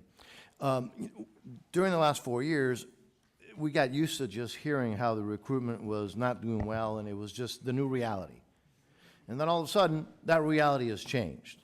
If you can comment on why that reality is, I think a lot of us know, but if you could talk to us a little bit about this new reality, which you don't hear much about in the press, about how that has changed dramatically. Question number one. Question number two is, a number of years ago, Southcom was moved from Panama to South Florida. There's a lot of reasons for that move. It was to get it because it was in close proximity with others like GIATA South, Special Operations Command South and Homestead, Joint Task Force Guantanamo, the Joint Task Force Bravo in Honduras, the U.S. Coast Guard 7th District, which is the busiest district in the entire country, but also because in South Florida you have this multicultural, multilingual community, and as you know, Southcom deals with multiple countries, 40 different languages, and so it was not just a cost savings potentially, but it was also made a lot of sense.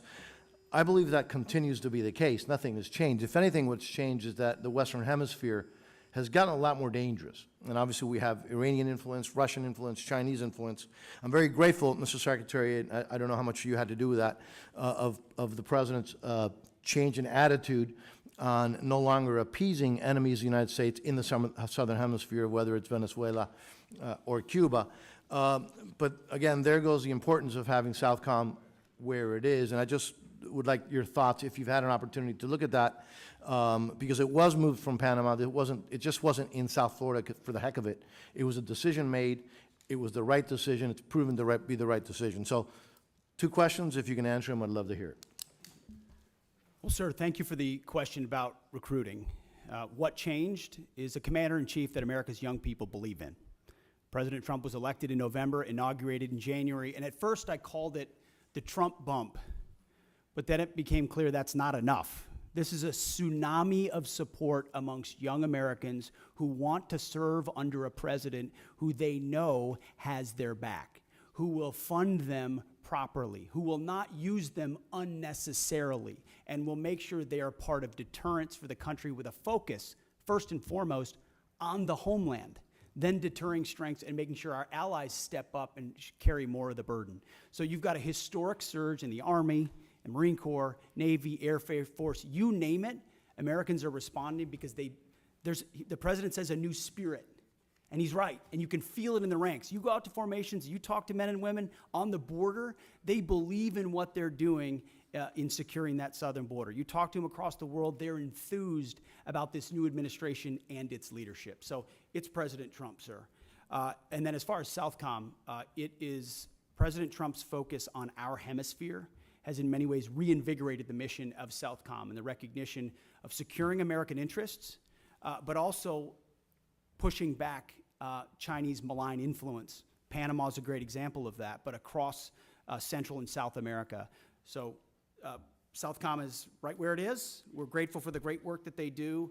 I've had an opportunity to spend a lot of time with them and their commander, and we work by, with, and through a lot of allies. Mr. Secretary, I'm a little confused. Are you telling me that the folks that are now voting with their commitment to the country are not upset that they're not able to use different pronouns? Is that not a priority for the folks that are now signing up for our military? Well, sir, if they wanted to get a woke indoctrination, they could just go to college.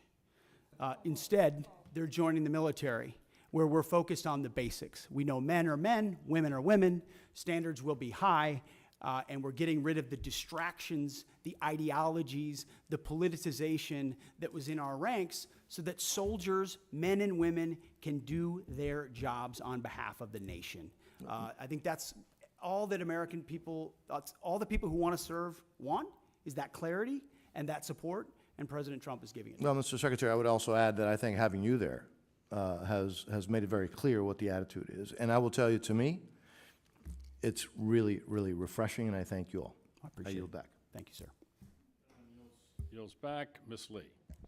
Thank you, Mr. Chairman. Thank you for being here. Mr. Chairman, I ask unanimous consent to submit to the record an article from the New York Times entitled, "China's Chokehold on This Obscure Mineral Threatens the West Military." Without objection.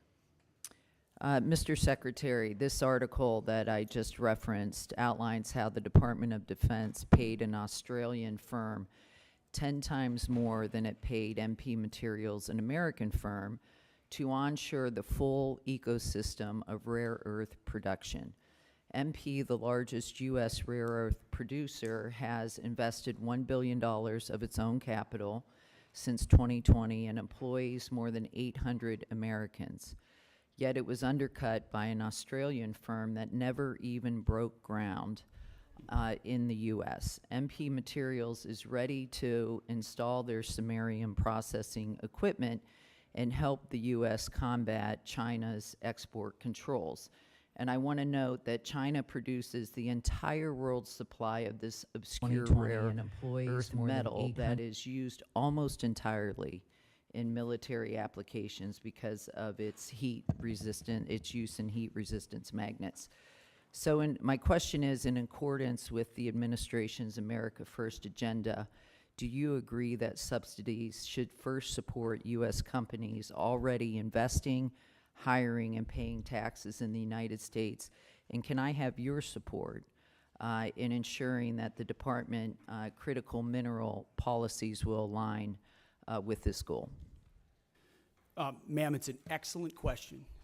It's something we have been very focused on. In fact, my deputy secretary, it is his number one is ensuring that sourcing of critical minerals, whether they're heavy or light rare earths, are sourced reliably in America first, and if not, then amongst allies. I won't reveal or talk about more than that in a setting like this, because we have reserves and we have capabilities, but at the same time, we have to aggressively work, and MP Materials, Mountain Pass, is a great example of a place where we can partner with industry. But what does China do?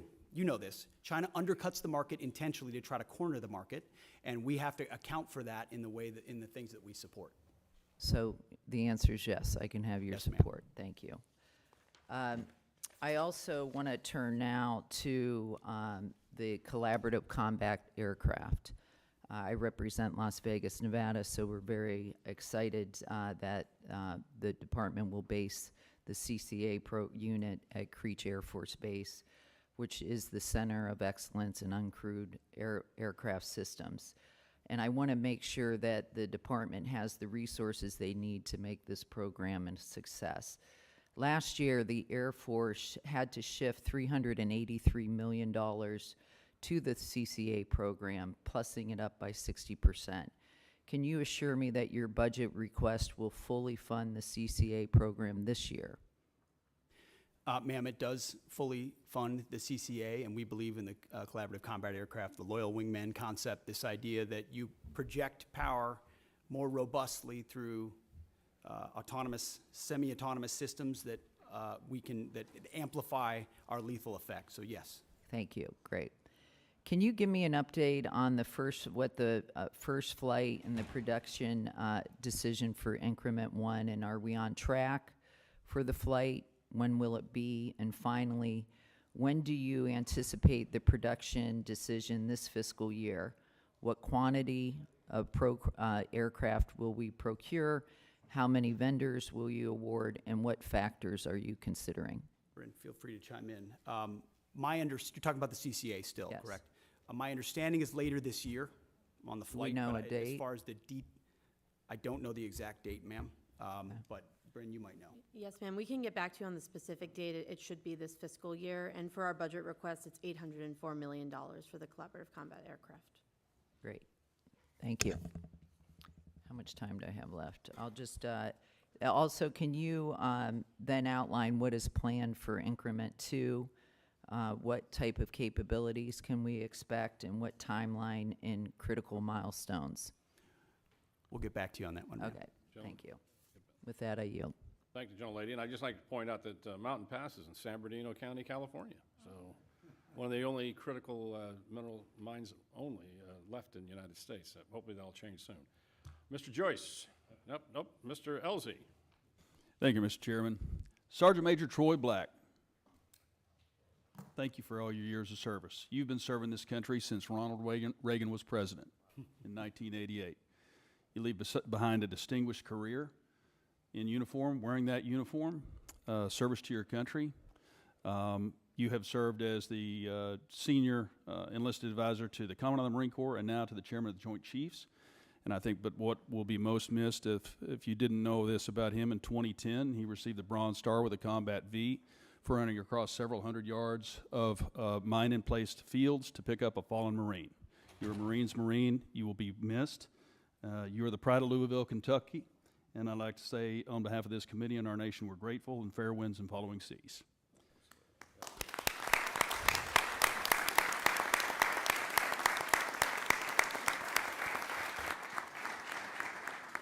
Secretary Hegseth and General Caine and Ms. McDonald, glad you're here. I'm personally grateful for your service to our country and for sharing your valuable time with us today. Raising you, bring a non-traditional perspective to your tenure as chairman, having been a guardsman and an entrepreneur. Thank you for saying yes once again when called to serve, and also distinguished Flying Cross and 2 Bronze Stars. You didn't get that by sitting behind a desk. You were a fighter pilot's fighter pilot. You helped the plan to bring down Scuds in 2003. So thank you for your service. And Mr. Secretary, I want to salute you for your leadership and action-oriented approach at the Pentagon. You've created a sense of urgency that General Caine refers to in his testimony, and back to the issue of what we're not talking about today, and it's recruitment. Because in this family business, all volunteer force of ours, parents and their children who want to serve our country are now no longer afraid to sign up for fear of them being misused or not having their merit being rewarded appropriately. So thank you. You've also highlighted our service academies in that effort. Mr. Womack and I both serve on the boards of visitors at West Point and the Naval Academy, so thank you.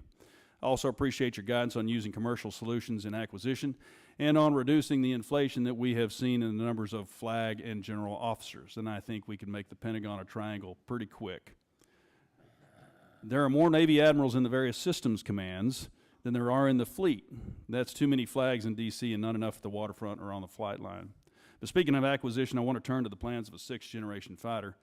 General Caine, in his prepared statement, states that the F-47 will continue to ensure U.S. air dominance for decades. I'm a fervent supporter of not only F-47, but whatever the FAXX is going to turn out to be. And I want to make that clear to everyone listening. Our Navy, our Joint Force, and our future combatant commanders need the Navy's 6th-generation fighter, the FAXX. Relying only on the Air Force's 6th-generation fighter does not solve our air superiority challenge, because whether they're coming from Guam or Diego Garcia, the DIMPs are already set and the missiles are already guided. It's a non-moving target. An aircraft carrier moves its DIMP every 30 seconds. So we can't do either of those with only the Air Force's plan by. So we either want to win or we don't, and I know we want to win.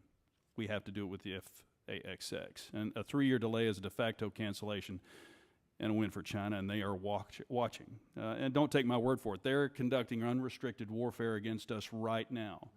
And if you read the 36 guidelines from the 6th century, and they talk about how do you defeat an enemy, or Sun Tzu, you defeat them at home with fentanyl, by taking out our military members before they can even join, 70,000 a year. They are being successful in how they're doing unrestricted warfare, and that's exactly what they're conducting. They're also showing us their 6th-generation aircraft right now, and there's at least 3 that we know they're working on. We can't give the field to them and say 5th generation is okay for the Navy, but it's not for the Air Force. We must have both. So several well-informed, well-respected leaders shared with us the importance of having both the Air Force and the Navy 6th-generation fighters, Admiral Paparo, General Alvin, and Admiral Kilby acting CNO. I'm not going to put you all on the spot, but I just want to make it clear. If you'd like to address it, you may. I'm just putting it that it's that important to me. So what troubles me about the Pentagon needing to be a triangle now is that one of my favorite movies is Office Space. Remember Milton? Milton down there with the swing line. We're not really sure what he did, but he sure made a lot of trouble for everybody. I think we have a lot of Miltons in the systems commands and down there in the Pentagon, maybe at Cape, who are telling you that we can't do something when we absolutely can. They need to go. So let's get rid of the Milton. Let's invest in this generational investment. I'd like to thank Chairman Calvert Chairman Calvert for his investment in the FAXX and the bill, and present to this subcommittee later today. So thank y'all. Appreciate it. Okay, go Navy. Mr. Morelli, you're recognized. Thank you, General, Chairman. I'm grateful for your service and grateful, Mr. Chairman, for the hearing today. I don't want to pile on, Mr. Secretary, and I'm brand new to this subcommittee, but I will say that in the same way we wouldn't go into battle without knowing the number of troops, our weaponry, the number of armaments, equipment, supplies.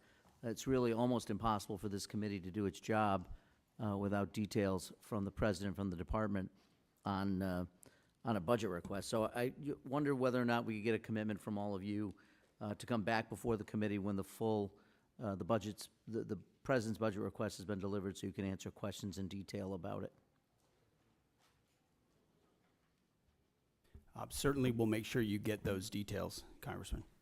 Well, getting the details is important, but also being able to answer questions about those details and what they mean, I think would be helpful. So obviously, you know, this is the chairman's decision, but I would ask you to consider coming back before the committee when the President's budget request is submitted to us, so we could get your sense of the various items in it. I want to go back to a topic I think Ms. Capter raised, which is Ukraine, and I really appreciate your comment that when you referred to partners on our side like Ukraine, so I'm glad we still consider them partners on our side. Last week, the Ukraine Defense Contact Group met in Brussels. I know we did not attend, you did not attend, and I don't believe you appeared even remotely, but that was a meeting in which allies coordinated billions in aid to help Ukraine. We're talking about funding right now without a budget, without a plan to sustain U.S. support in what I consider the most serious conflict in Europe in a generation. So can you at least give us a sense, Mr. Secretary, of the presidential drawdown aid authorized through January 20th? Do you know how much has actually been delivered? Just the presidential authority that was given through January 20th when the new administration took over.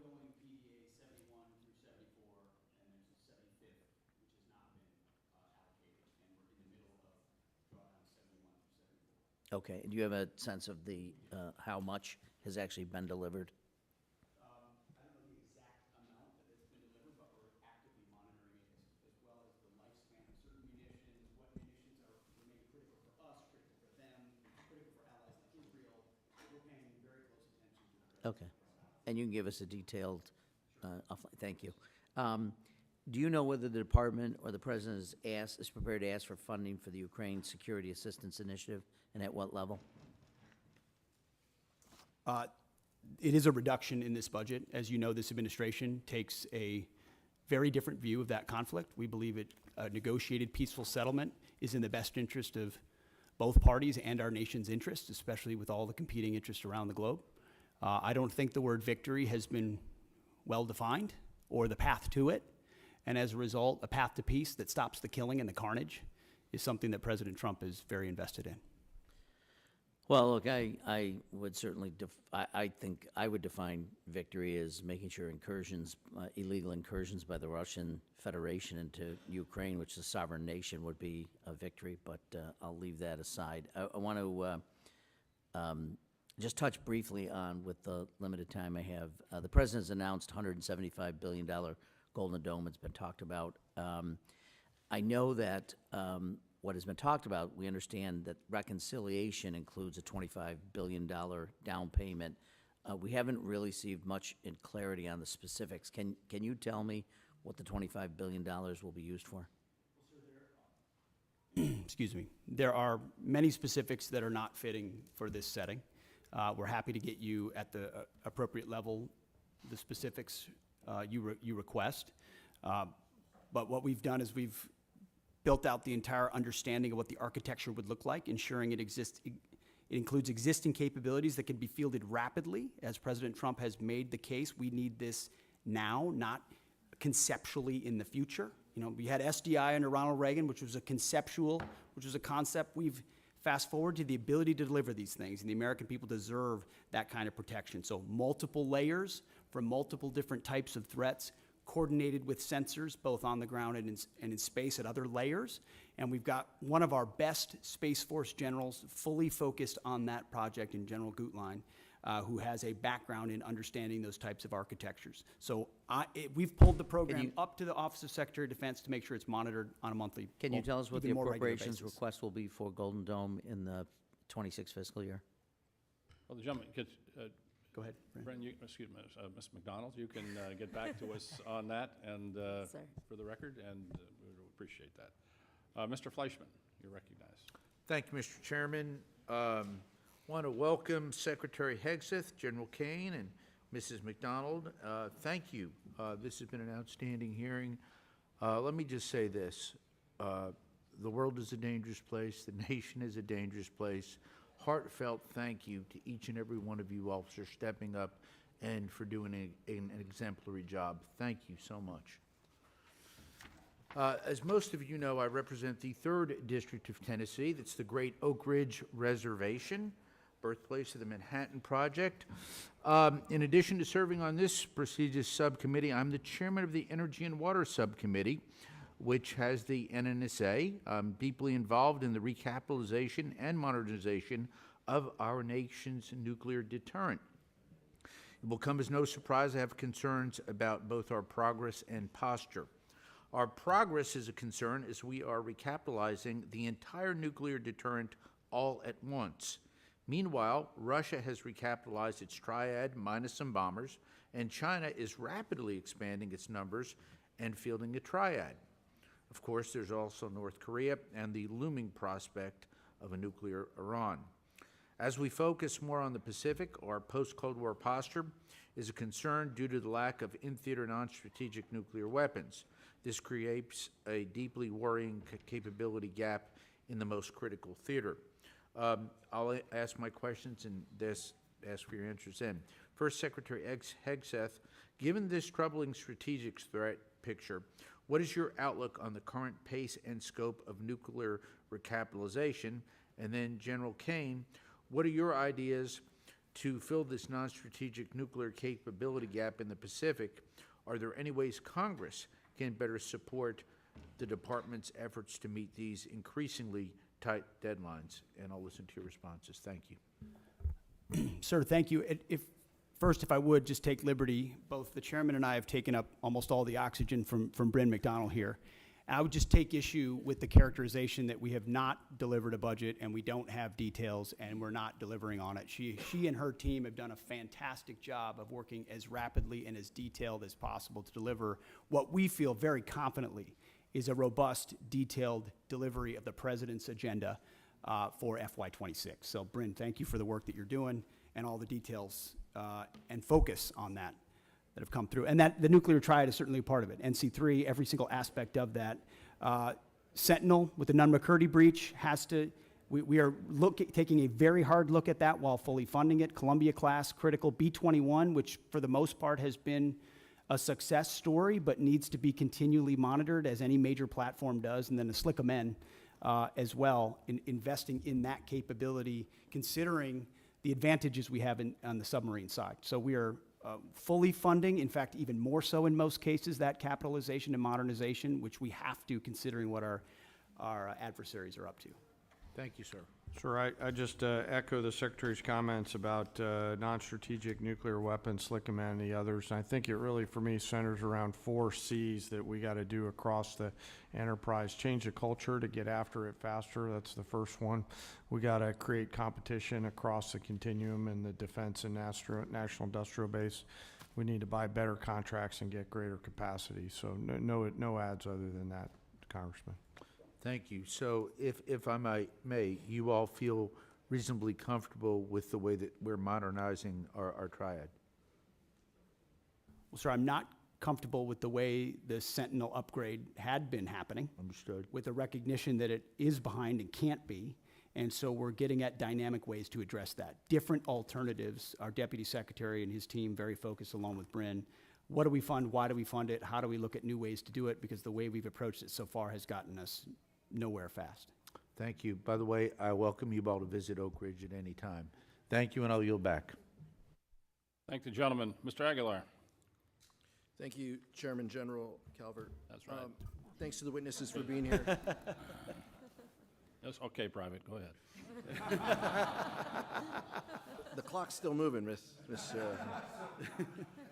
Secretary, I want to express my severe concern with the deployment of the National Guard in Los Angeles without consultation of the state of California. There have been photographs that have shown these troops sleeping on the floor and have not been provided fuel, food, or water by DoD. How long will this deployment last, and why were we unprepared to provide them basic necessities such as food and water? The commanders and troops on the field are very well prepared, sir. They responded incredibly rapidly to a deteriorating situation with equipment and capabilities. We have made sure from the top down, as a Secretary of Defense who's been in a unit holding riot shields outside the White House during the chaos of the summer of 2020. I know what it's like to be immediately deployed into a situation like that. There are moments where you make do as best you can temporarily, but we are ensuring they're housed, fed, water capabilities in real time from my office, because I care that much about the California Guard and the Marines and the men and women who are supporting our ICE agents on the ground. You should check It's with your true office. every day, and that's a disingenuous attack that misrepresents how much we care about our troops and what they're doing to defend ICE agents. I'm not going to take the fact that we don't care about the troops. Nobody cares more about the troops at the top than this Secretary and the Chairman and our How long will department. the deployment last? We stated very publicly that it's 60 days, because we want to ensure that those rioters, looters, and thugs on the other side assaulting our police officers know that we're not going anywhere. We're here to maintain the peace on behalf of law enforcement Secretary, officers in Los Angeles, appreciate which you Gavin answering the Newsom question. won't do. What is the estimated cost of the deployment for the Guard and the Marines to LA, and where's this funding coming from? Will it be coming from quality of life programs that affect our service members or our families? If you want to wait till I finish Before my I hand it to- question, such as updates, housing and barracks? Before I hand it to Bryn, the insinuation that we're pulling money from housing and barracks in order to fund this is disingenuous and incorrect. I'm just asking. Bryn can give you the numbers, absolutely. So the current estimated cost is $134 million, which is largely just TDY costs, travel, housing, food, et cetera. Where's it coming from? That's the cost, but where's it coming from? Out of their O&M accounts. With the most recent deployment of the Marines, Mr. Secretary, what's the justification for using the military for civilian law enforcement purposes in LA? Why are you sending war fighters to cities to interact with civilians? Every American citizen deserves to live in a community that's safe, and ICE agents need to be able to do their job. They're being attacked for doing their job, which is deporting illegal criminals. That should happen in any city, Minneapolis or Los Angeles. And if they're attacked, that's lawless, and President Trump believes in law and order. So he has every authority, and he has done mobilizing National Guard or active duty troops under U.S. code to protect federal agents in their job, which is exactly what we're doing, and we're proud to do it. We're proud to do it. 10 U.S.C. of the U.S. Code 12406 as a legal basis that the President used cites 3 examples and circumstances for the Guard: invasion by a foreign nation, rebellion or dangerous rebellion against the authority of the government of the United States, or the President is unable with regular forces to execute the laws of the United States. Which authority is triggered here to justify the use? I don't know. You just read it yourself, and people can listen themselves, but it sounds like all 3 to me. If you've got millions of illegals and you don't know where they're coming from, they're waving flags from foreign countries and assaulting police officers and law enforcement officers, that's a problem. The laws of the United States? The governor of California is unable to execute the laws of the United States. The President, you said all The 3 governor apply. of the California has failed to protect his people, along with the mayor of Los Angeles, and so President Trump has said he will protect our agents, and our Guard and Marines are proud to do it. The law also says, Mr. Secretary, that the orders for these purposes shall be issued through governors of the states. You and I both know that President Trump has all the authorities necessary, and thankfully he's willing to do it on behalf of the citizens of Los Angeles, on behalf of our ICE agents, and behalf of our country. We've also pulled $1 billion for the border as well, so this just goes into the same fund, 134. What did Congressman, what's the 134 million? I was asking Ms. McDonald. Okay. 134 million goes on top of the billion that's been pulled for the So border. the funding that was pulled for this year was largely in FSRM, and in this budget, we're actually looking to plus that funding back up to backfill that for our troops and for their families. Thank you, Mr. Chairman. Thank the gentleman. Mr. Valadeo. Thank you, Chairman. Thank you, Secretary. Thank you, General. Thank you, Ms. McDonald, for being here. I know a lot of things have been asked already, and since I'm the bottom of the totem pole on seniority here, all my questions get asked first, so I'll hit one that's a little closer to home for me. Secretary Hegseth, thank you for addressing the challenges military families have faced under their Global Households Good contract. I've heard directly from my constituents about these issues, so I appreciate your directive to review the contract and raise rates during peak PCS season. Can you commit to continuing to work with us to monitor the impact and make further improvements as needed? Sir, I appreciate the question. We heard as well the worsening PCS change of station process that military members are facing, that the new attempt to reform it had failed, and we got that word quickly. And when we did that, we didn't try to excuse it away or cover it up. We immediately confronted the process. We fired the person in charge, and we said, we're going to, in this peak season, plus up the amount we reimburse so that families are reimbursed properly. And we use both systems, the legacy system and the new system, to ensure their needs are actually met. At the end of that process, we will then do a thorough reform of how it actually happens. It hasn't worked for far too long. Everybody knows it. It's about time we take a look at the process. I mean, think about the things we can deliver in real time to people in far-flung places across the country and across the world. And you can't reliably move an E4 from California to New York and ensure that the goods get there within a week. That's a failure of the United States military, and we're going to fix it. I appreciate that. Next question, Secretary Hegseth. With rising tensions involving Russia and China, what steps is the department taking to ensure our defense industrial base can meet surge of demands across multiple theaters? Are we seeing adequate investments in munition stockpiles, logistics, and supply chain resilience, in particular when it comes to critical inputs like rare earths and other essential minerals? I would just echo exactly what you said.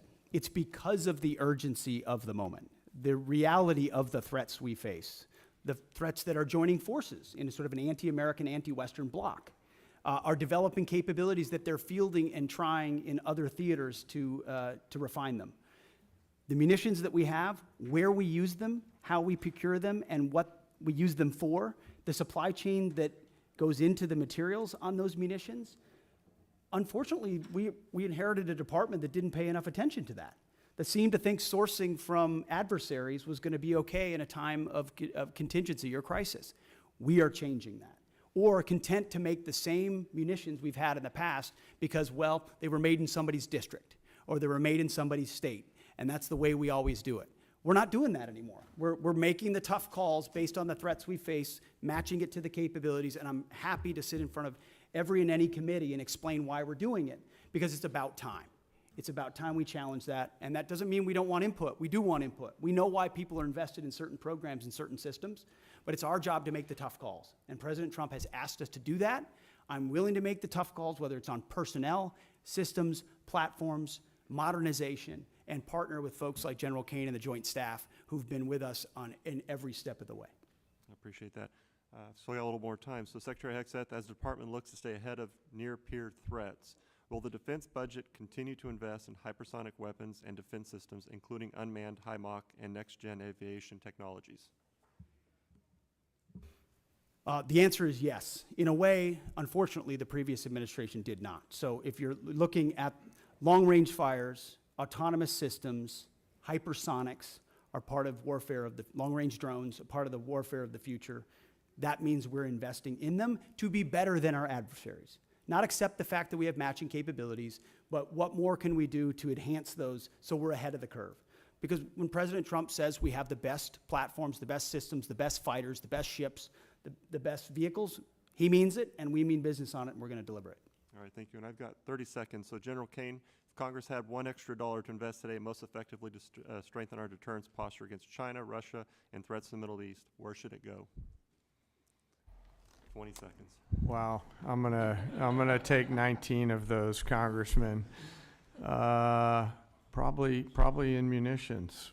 I don't know how much we'd buy for $1, but I'd want to make sure that the joint force is properly armed at scale at the tactical edge, and the youngsters that volunteer to serve have what they need. I appreciate that. Thank you, Chairman. I yield back. Thank the gentleman. Mr. Joyce. There we go. Thank you, Chairman. Secretary, everybody, I appreciate, we had to go out to other, you wouldn't believe this, but there are other hearings taking place. So I went over to bug Secretary Turner and now came back, so it's your turn. Secretary Hegseth, your April 30th memo on Army transportation and acquisition reform directs the Army to expand prepositioned stocks of equipment to the Indo-Pacific. I expect we would need to enhance our industrial base capacity to support this effort. Can you discuss the importance of increasing prepositioned stocks in the Indo-Pacific and how this affects the Army's resources for FY26? It's a great question because it marries up two things that need to be linked and synced and often aren't, right? The capabilities that we have in the priority theater and where we preposition those capabilities. So my job exists on multiple axes of that. One is working with allies and partners to make sure we have places to preposition them, many of which we can't talk about here today, but in the event of a contingency, we can't be relying on a supply chain that reaches all the way back to the States or even to Hawaii or even to Guam. You need to recognize the prepositioning of stocks. But then you have to have those stocks, and they have to be the relevant ones for the systems that you're deploying, and you need a defense industrial base to deliver on that, which is why we've made historic investments in munitions, focusing on priority munitions that would be applied in our priority theater, with a recognition that every munition we spend somewhere else, and I say that as someone who, very proudly, we conducted a very successful freedom of navigation campaign against the Houthis to ensure that our ships don't, and by the way, 2 of our ships transited the BAM successfully and the ceasefire held very recently. So doesn't mean you don't expend munitions, you judiciously expend them with an understanding that you have to safeguard others for future fights and prepositioning and then invest in your industrial base. And I think that's why you see a budget with a 13% increase. 13% increase in a defense budget is significant and allows us to both invest in the president's priorities and fast-track munitions that we're going to need. For a guy chairing a committee that has to cut his by 57%, I can tell you getting a plus 13 is a lucky day. Chairman Caine, our forces face growing challenges sustaining operations across contested environments, particularly in the Indo-Pacific. China is investing in capabilities designed to disrupt supply lines, access to forward operating bases, and target critical logistic nodes. What steps are you taking to strengthen contested logistics capabilities, and what investments can Congress make to ensure that you have operational resilience? Well, Congressman, thanks for the question. You know, history tells us that the professionals talk about logistics, and that's what was the big differentiator between us and our adversaries in World War II, was really the logistics power. You know, our teammates within the Joint Force are looking carefully at this right now, and as we look at the adversaries' threat arrays that they have and our ability to defeat them and move the combat capacity that we need to through those difficult places is a key part of that. I don't have a specific number for you, but what I'll commit is, as we think through what contested logistics looks like, as we think through what forward supply points on the first and second island chain might look like, we'll stay close with the committee to make sure that we're communicating early, often, and always about what our needs are.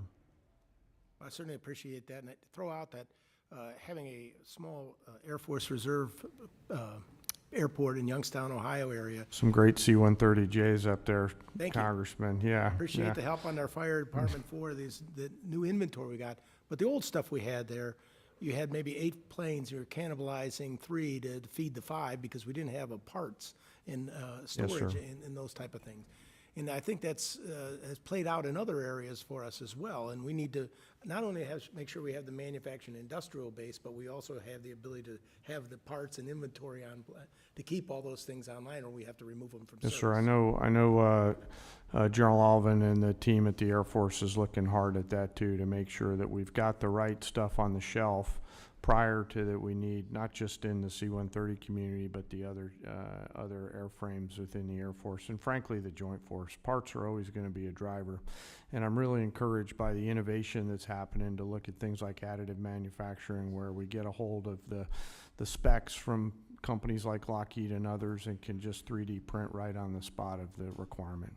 Those have to be in any procurement you do from now on. That you Yes, also sir, get I access think to all so, this sir. It's, you know, the force of the future will fix on the spot, so they'll need to be able to have the parts right there. And as we look at mission command and delegating authorities and responsibilities to our younger commanders and you know, complex command and control problems, part of that is going to be the ability to sustain our force out there at the edge. Thank you very much, General. Yes, sir. I yield Thank you. back. And thinking of logistics, it made me think at, what was it, General Marshall, who went out in the 30s and met with a young lieutenant colonel, and said it's the best logistics officer I've ever met. And that was General Eisenhower. 3 years later, he was a 4-star general. So wars, logistics are important. Mr. Anderholt, you're recognized. Thank you, Mr. Chairman, and thanks everyone for being here today, this morning. And as we wrap up the hearing today, let me say the Golden Dome Initiative represents, in my opinion, a substantial investment in our national security, and I credit this administration in pursuing this bold project, and I share your ambition for it. So thank you for moving forward on that. I want to follow up with from my colleague from New York. The President has said that he has chosen an option that will total $175 billion. Can you confirm that number, and when do you hope to make this system of systems operational?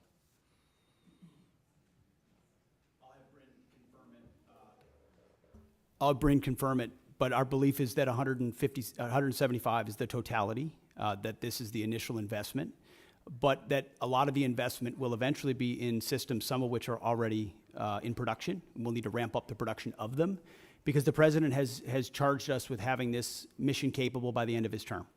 So this is not something that's futuristic. This is not something that will happen in some distant future based on some technology we don't yet have or can't field. Our approach to Golden Dome will be making sure we can procure existing layers that can talk to each other with new layers on top, because this is a layered system, as was mentioned, to include drones as well in partnership with the services. So can you confirm that, Bryn? Yes, sir. Nothing to add. That's all accurate. And we're still planning towards what the final number is, but the $24.8 billion we're requesting this year is that down payment on the near-term capabilities that we're looking at as part of the architecture. Okay, thank you. Let me switch over, and I'd like to get your thoughts on AUKUS partnership. Not merely as a cornerstone for our Indo-Pacific defense strategy, but also as an opportunity for our defense industrial base. In fact, we've heard from a lot of Australian and UK businesses who are ready, willing, and able to move production to the U.S. given the new regulatory framework under Pillar 2. Britain and Australia set the standard for defense cooperation, bringing real capability and firepower to the fight. Can you preview how this administration intends to fund Pillar 2 efforts to develop and field joint capabilities between all three partners? It's a great question, sir. I've spent a great deal of time with both Minister of Defense Marles from Australia, as well as Secretary of Defense Healy from the UK, to really get our arms around what would be mutually beneficial in this trilateral arrangement. So there's the recognition with Australian in Pillar 1 that they're investing in our defense industrial base. We want to provide them capabilities. We want to make sure those capabilities are part of how they use them with submarines, but also how they integrate with us as allies. In Pillar 2, we don't want to rely just on the architecture of the previous administration. We're looking at sort of the opportunity for a signature program or programs we can work on together that benefit all three, that create processes or procurement opportunities of systems we need for future fights. And we've had, in fact, as recently as last week, I spoke with Secretary Healy about that, and we're looking for those 1 or 2 signature programs. We've got a menu of options. We're at the point where we'll get to right-sizing it and determining it. And you feel at this point that things are on track And you're, That's what we're monitoring, especially in Pillar 1, sir, to make sure that expectations are properly set so that we're not missing deadlines or expectations are shifted in the wrong direction. So we're having honest conversations with our allies like we should, with a recognition that by investing in each other in that defense industrial base, we can have a multiplying effect. thank you. I yield back. Thanks, gentlemen. Ms. McCollum, any closing statement? Yes, thank you, Mr. Chair.